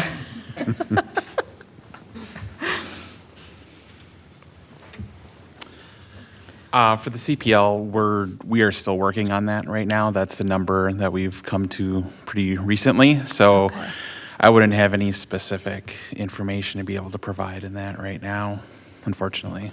No problem. I was just wondering if there were kind of some ideas behind that really specific number, but we can get to that later on. So thank you. I think we can share that we do have a administrator who is moving on to their next chapter, and that was a CPL-funded position, so that will be part of that reduction. And then we just have to scrutinize, are there other spaces where we, spent general fund instead of CPL and, do those adjustments. Mm-hmm. Right. Thank you. Chair Andreessen? Yes, Clerk Thompson. I would just echo what Director Westmoreland said as far as, thank you for this. And also just, the creativity that's shown here is really impressive as far as, how to do this without, increasing class sizes, which is what we want to avoid. Just one question that I had was on the reduced time card extra pay. What does that mean exactly? And why wouldn't we have done this earlier if it was possible? Sure. Yeah, we've actually we've been doing this for the last few years in terms of any extra pay which is paid to, for example, a licensed staff member who is doing something outside of their duty day. Buildings have a decision to make around what that payment looks like, and the district has kind of been an outlier around any extra payments. So we've been working with building leaders to make sure that we minimize any of these extra payment outside of the duty days. I don't know, Dr. Lightfoot, do you have some examples of how this is maybe structured and how it's been structured in the past year? And this, again, is done in partnership with our building leaders as well. And part of what that looks like is if there are additional meetings or additional responsibilities, part of what they're looking at is the reconfiguration of the way that they do that. And part of what we're looking at is with less of a discretionary option for individuals to do that, how we might look at different ways of engagement that may be either on a voluntary level or done differently, as we're mindful of respecting people's time, focused for what they are being compensated for in the classroom and making sure that that's our primary space, and then looking for ways in which we can reduce any expectation or different ways of delivery for services that are beyond that duty day. Not only in the educational HEA contract, but also looking at any additional overtime options or additional time-carded components that may be in our other bargaining units as well. Makes sense. Thank you. Chair Andreessen? Yes, Treasurer Hartland. Thanks. As a follow-up to that, I can think off the top of my head of multiple teachers that I know that I see doing like student activities before and after school. And I assume they're being compensated for that extra time. So first of all, it's kind of, on this sheet, it's sort of hard to tell which dollar amount was tied to reduce time card extra pay. Is that $500,000? Yeah, Yes. $500,000, yes. So does that mean, I mean, I don't want to name programs and stuff, but does that mean these things that our kids are in, that their teachers come in before school or after school to do, will be cut? No, it's an excellent question. This is not, these are things like are the other time carded for. So for example, like meetings or this meeting or this extra assignment, if you will, that are on more occasional and sporadic basis. This is not like program A happening at this building does not time card for that. Those are more delivered through our athletic and activities handbooks. If you're thinking specifically about the student programming opportunities before or after school, especially if those are related, and those are funded through the athletic and activity component of the work that we do, and so they are specific to that, and that is not part of that 500,000. Does that help? Yes, it does. Thank you. Yeah, it's a range of things like maybe curriculum writing outside of the contract day, or maybe kindergarten teachers showing up to kindergarten roundup and they would like to be compensated because it's outside of the duty day. And so now if we're having fewer dollars to, issue those extra payments, then principals have that difficult, they have to develop kind of a discernment around what are the most critical activities that teachers really should be compensated for if they're doing these things outside of the duty day, and where are there some adjustments that can be made to have some of these things happen during the duty day without interfering with teacher prep time. So I think it'll be challenging, and perhaps there's also an opportunity for us to work with principals and principals to work together to identify some parameters that help there be consistency across sites as well. Chair Andreessen? Yes, Director Roper. As far as, thank you all for this. I agree with everyone. I know this is a difficult time, and I really appreciate you all putting your time and effort to bring this to the board and all the work you have been doing on this. I just have a quick question for transportation. I don't know if this is already happening or if this has been thought about, but like as we're thinking about some efficiencies there, I know that earlier we were talking about, like what we were talking about, like the transportation changes. Is it possible to maybe partner with like public transportation to give like bus cards and stuff to like high schoolers, so maybe we could like eliminate a bus?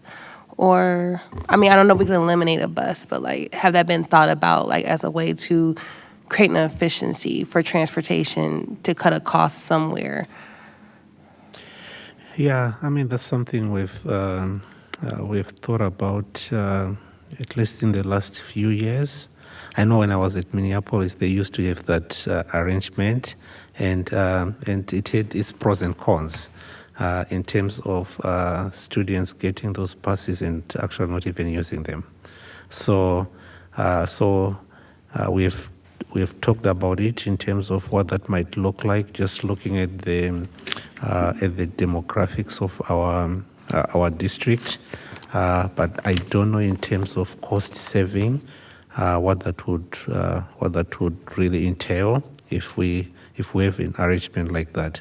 I feel like at the rate of which our costs have escalated, we gotta take something off the table and then start to identify any other gaps, and maybe we can do a surgical plan around if there is need for us to maybe partner with some public transportation on all those kids or all those students who may need some extra support for transportation. So we've not really deeply explored it, but we've looked at it and tried to compare to see who else in our space is kind of doing the same thing, But I know from experience what I saw with that arrangement. We just have to be very careful in studying it and what that might look for our system. Thank you so much for that explanation. Thanks. And I do see here there's a recommendation for $1 million to be cut from transportation. And I think that it comes directly from the recommendations that we heard about in the workshop. Am I correct in assuming that? Correct. Thank you.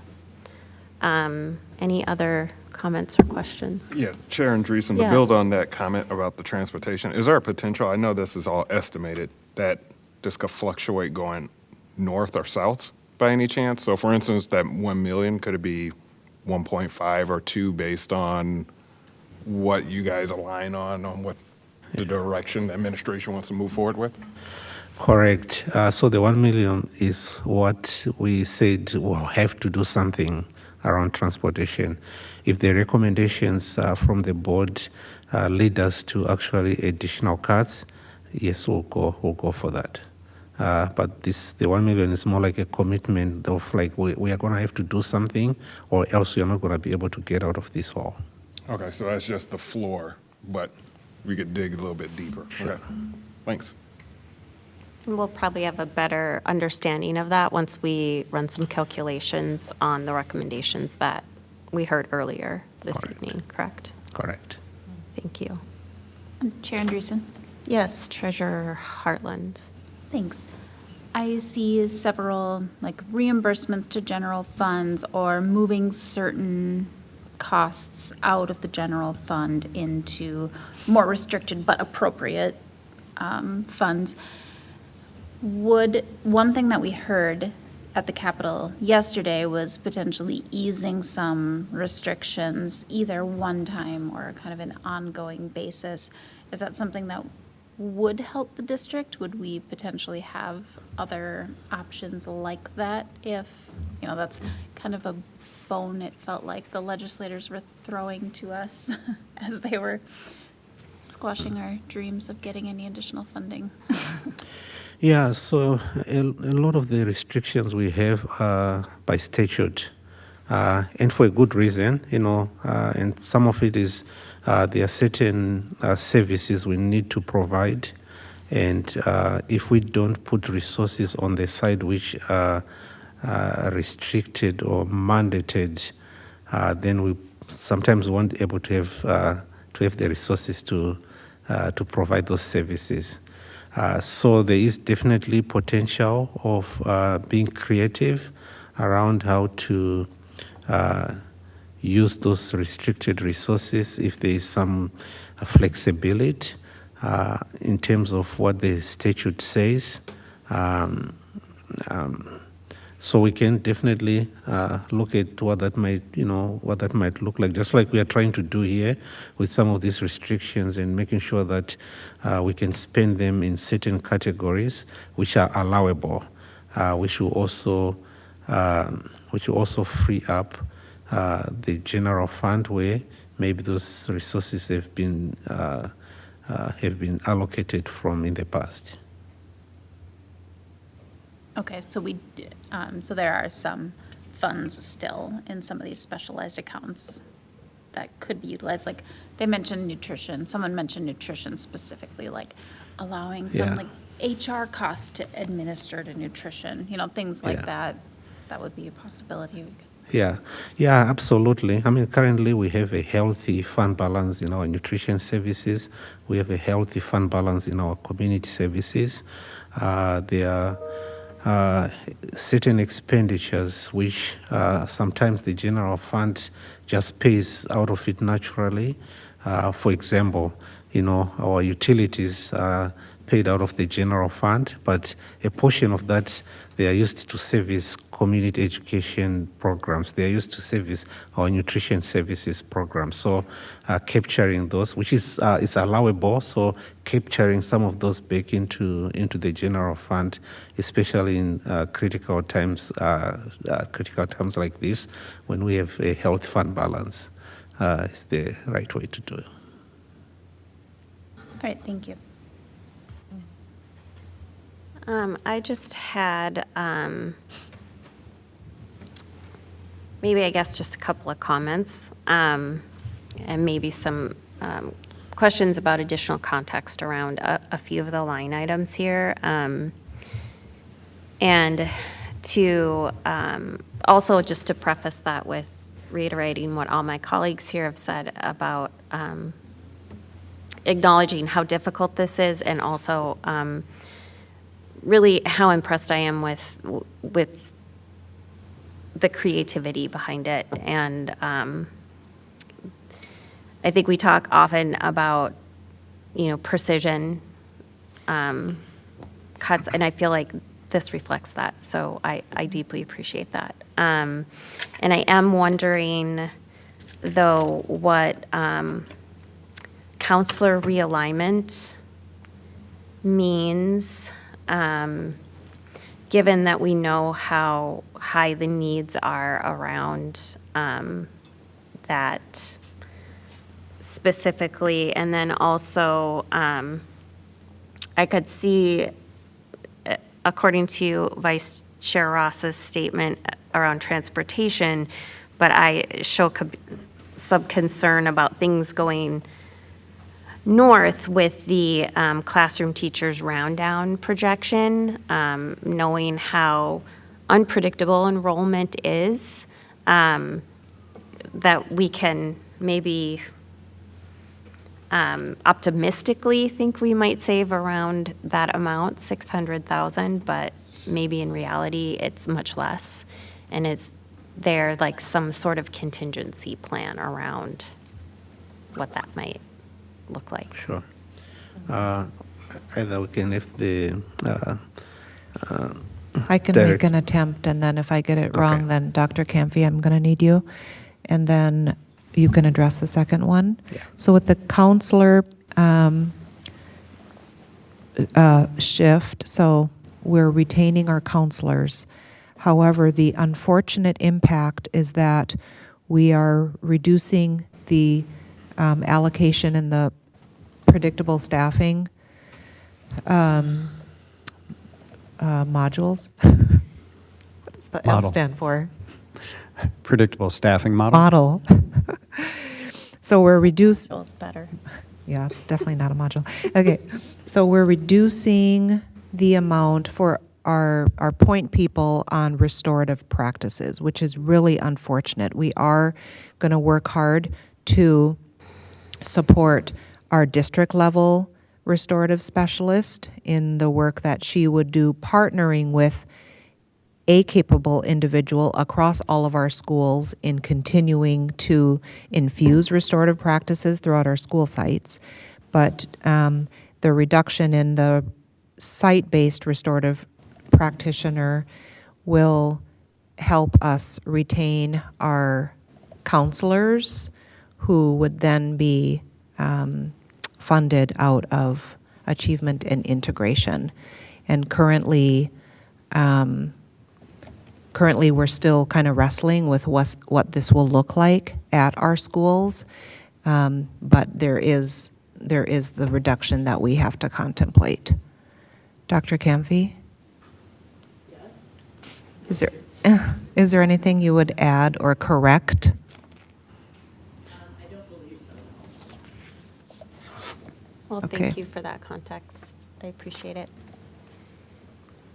Yeah, so on the second question around the rounding down of the FTEs based on the predictable staffing model. So what we've done in the past, including this year, is when we do the projections, again, the projections are an assumption based on historical information and what we anticipate would be happening in the future. So sometimes what happens is after we do the projections and when we start to see the student coming in, sometimes we have less students coming in.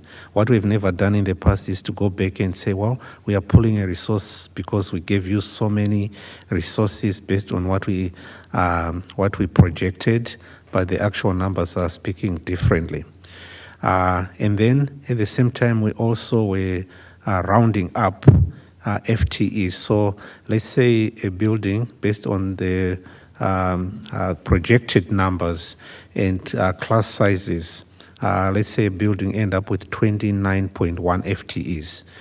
What we've done to mitigate for any future increases, at the same time wanting to avoid coming back and reacting, we would round up 29.1 FTE to 30 FTEs. So a building kind of has an extra resource to address any concern. So if you take a projected number, which may be higher, and a rounded up FTE, the building end up with way more resources. So what we just did for next year is to scale down, and if you are 29.1 FTE, we give you 29 FTEs. And at the same time, we also started to think about, well, what would happen, let's say a specific building end up with more students than what was projected. So one of the creative ways we did it is we've taken about 5% out of each building's discretionary dollars and put them on the side, so that if we end up seeing that a building has more students coming in, we are leveraging that 5% to add more resources to that particular building. Thank you. I appreciate that. And also want to acknowledge that the way you've done it in the past is, I believe, the right way to do it. Nobody wants to be scrambling in August to find staff. And also, letting go staff that are critical for the building, and then, hoping that they can come back. So I appreciate historically how it's been done, and also that you do have a contingency plan and you thought that through. Thank you. Any other comments or questions? Doesn't look like it. This is a difficult list to look at, so I appreciate the work that went into it. Chair Andreessen, I think it's important to share, because I'm sure we have staff members or community members listening in. Right now, everything is in draft, and there's still multiple ways and multiple flexibilities that our principals have in making some determinations with what their predictable staffing model does say. And I do want to share that because there has been a reduction in resources going overall to our district, but that does include a reduction to sites, then, there's a bit of worry right now that our school leaders have around how they're going to make everything work. So I think what we are charging ourselves with in the district office is continuing to look at where there might be additional opportunities, so that if there are some possibilities of increasing resources to our sites, particularly we talked about, aiming for a average class size of 32 as an example for our middle schools, right? So if there are additional resources that we can send to our schools to ensure that our restorative practice practitioners, our counselors, our teachers can continue the good work that they are doing, then, that's work that we're continuing to do on our end. Thank you. And I'm glad you said that, because I think, at least on my end, that's assumed. So I appreciate you speaking it out. Thank you very much for your time and for being here this evening. Thank you. That takes us to our next agenda item, which is policies and first read. I will turn it over to Vice Chair Ross. Thank you, Chair Andreessen. Tonight, we're going to review 3 policies, 520, 526, and 528. As you'll note, 520 is going to reflect student surveys. 526, hazing prohibition, and then 528 would be student parent, or student parental family and marital status non-discrimination. So I'll hand it over to Assistant Superintendent, Dr. Lightfoot. Good evening. Pull up policy information here. As was just mentioned, we are looking at 3 this evening.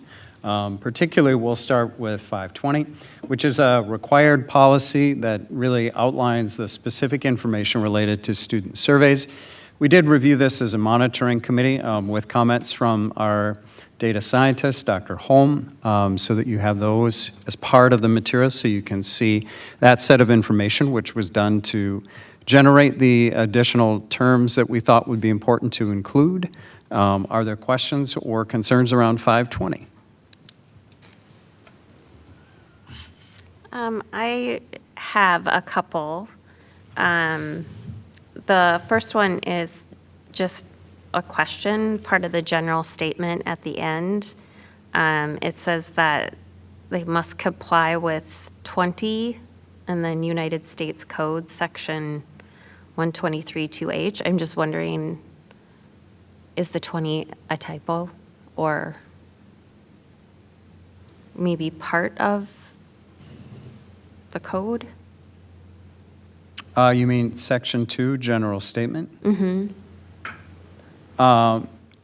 The U.S. Code is just outlined there. The 20 is the specific statement that's there, that's part of the document. So are you wondering if the 20 is a typo? Yeah.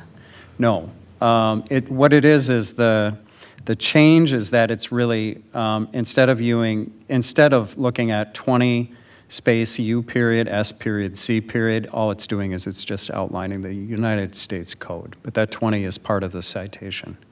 Okay, that's what I was wondering. Mhm. I didn't know if it was or not.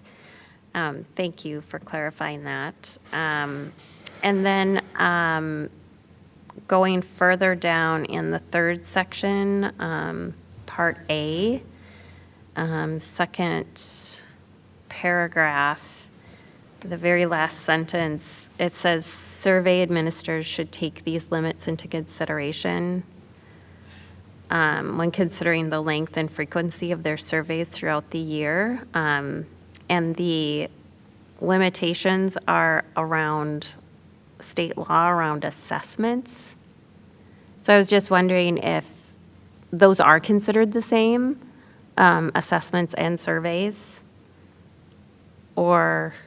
Can be depending on. I think in general, the spirit of this is to look at how much time we are taking in assessments, in surveys, in activities that are not specific for classroom instruction, with that set of information being outlined in that paragraph.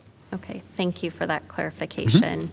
And then in Part B of that section, I was just wondering if we could have our anti-discrimination language in there. I think our equal opportunity language is much more inclusive.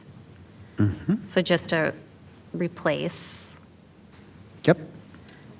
And then there's in Section D, I was hoping we could replace his or her with their.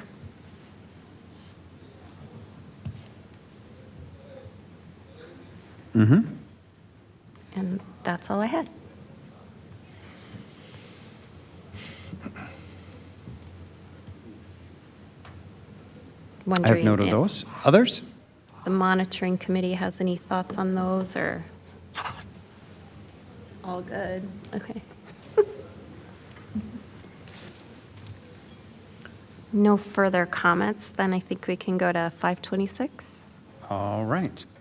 526, you will note in 526 that specifically there really have been no major changes in 526. In particular, what you see in 526 outlined is really that there are no changes that have been suggested for 526, no real modifications from Minnesota School Board Association since 2014. Any questions on 526?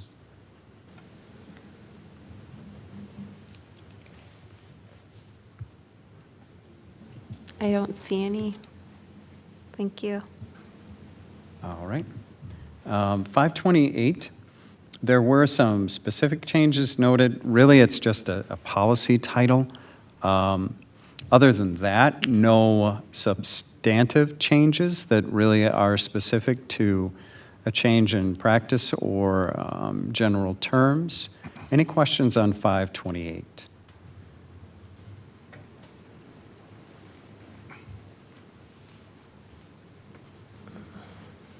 No?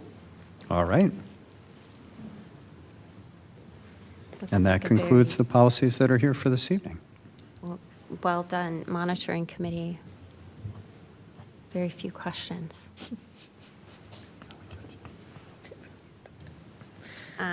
So, given that, I would look for a motion that the board approve the above policies in first read, and further, that the board directs the administration to prepare the policies with suggested revisions for approval in second reading at the next meeting as part of consent. So moved. Second. I have a motion and a second. Any discussion? Seeing none, all those in favor, please say aye. Aye. Any opposed? The chair votes aye, and the policies are passed in first read. Thank you very much Thank for you. your time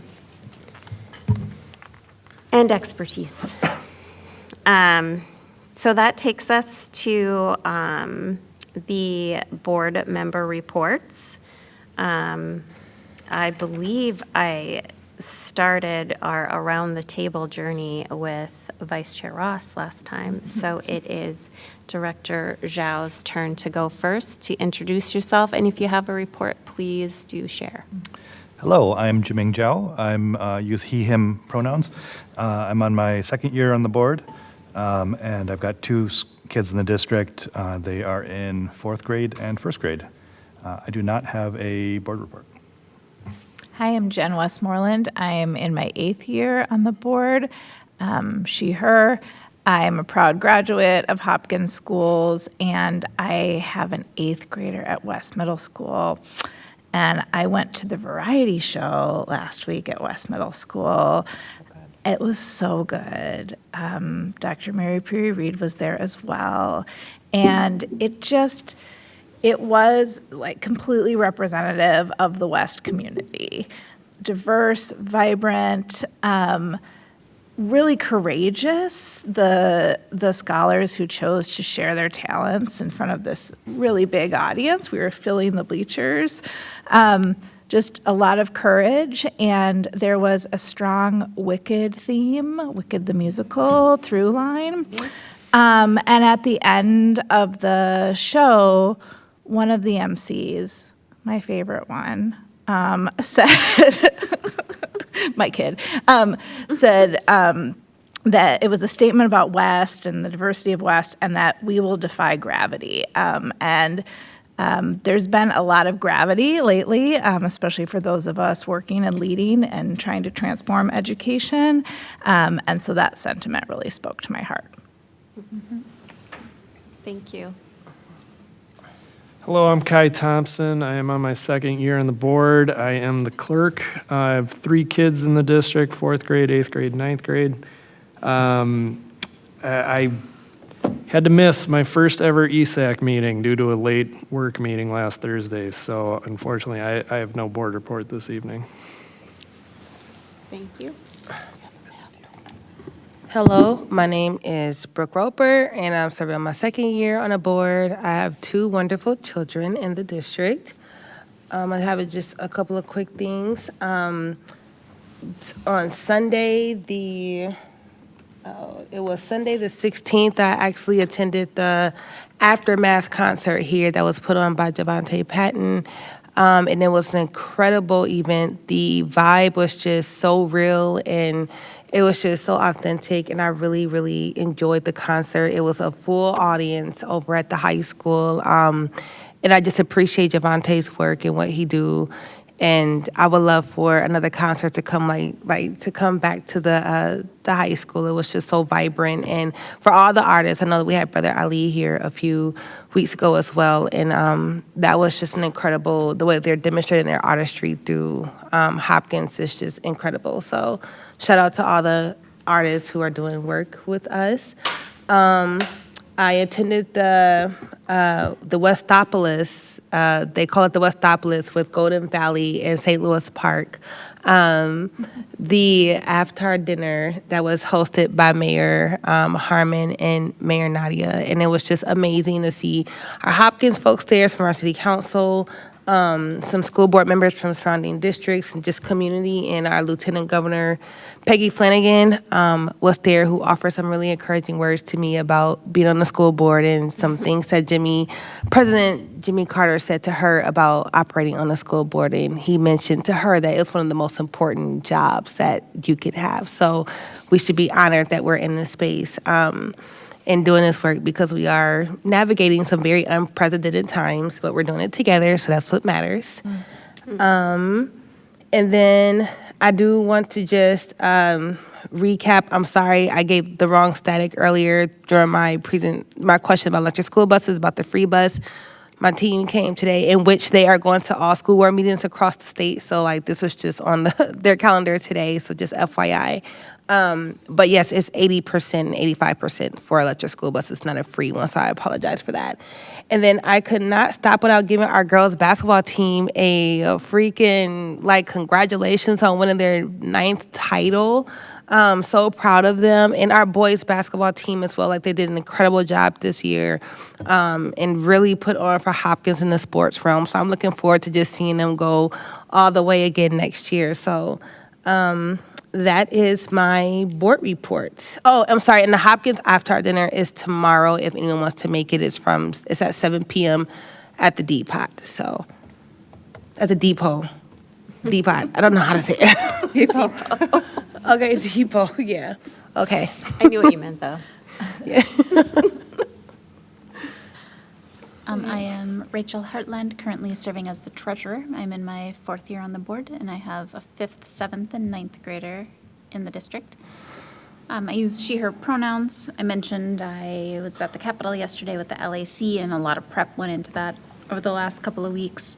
I watched Willy Wonka, which was the North Middle School musical, several times. I went to the Pops concert, the Pi Day celebration for the robotics team at the high school.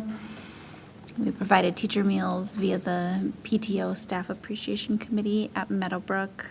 I went to the girls' basketball game at the U, which was amazing, and brought my kids, and had one play in the pep band there. And I think that's all. Hi there, I'm Rhoda Marie Peary-Reed, superintendent. I have 2 children in our district, a 7th grader at West and a high schooler who's a junior. Hopefully he's studying for the ACT test right now. I don't think he is, but hopefully he is. And I've already provided my board report. Thank you.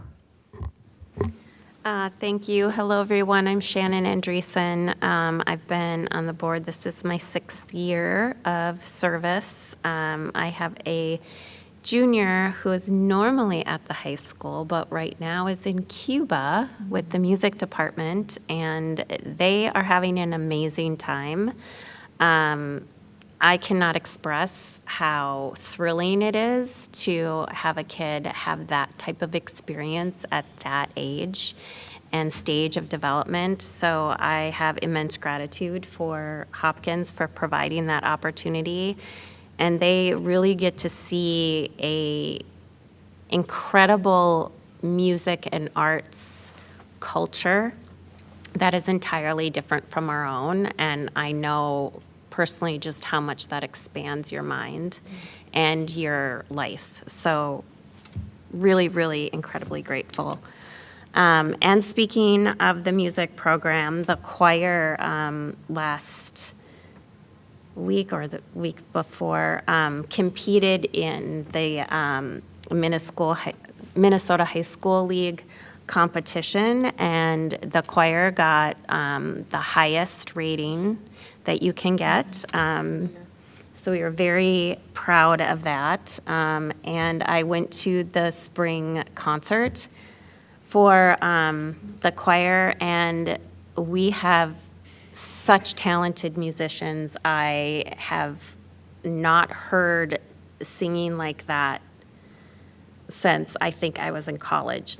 These are like professional level singers singing opera, and they are in high school. They're amazing. So if you ever get a chance to hear them, I highly recommend it.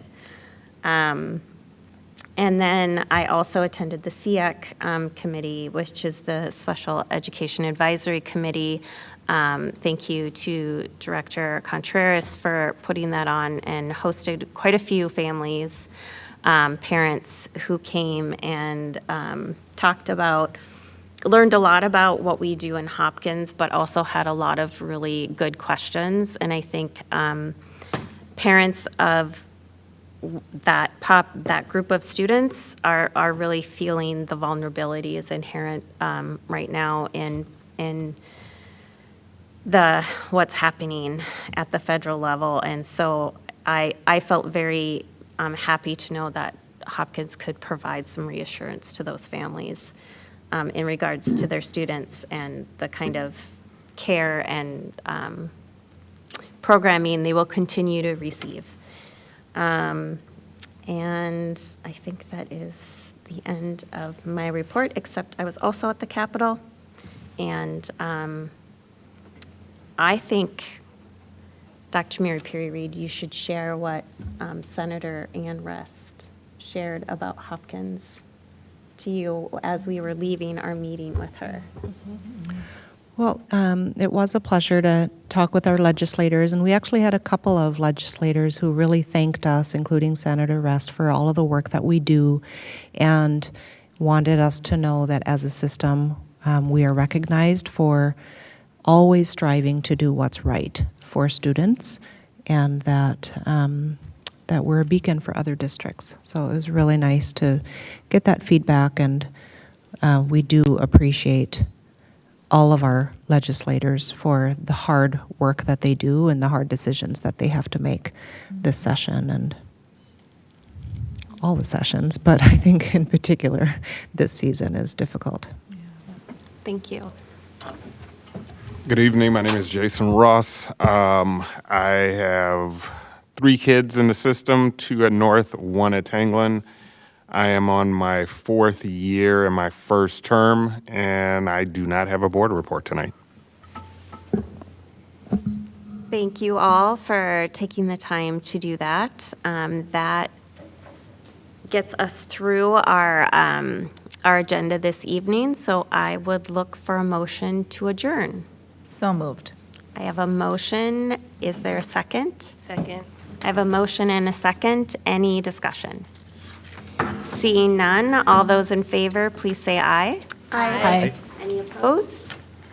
The chair votes aye, and this meeting of the Hopkins School Board is adjourned at 9:13 p.m. Thank you. Gavel out.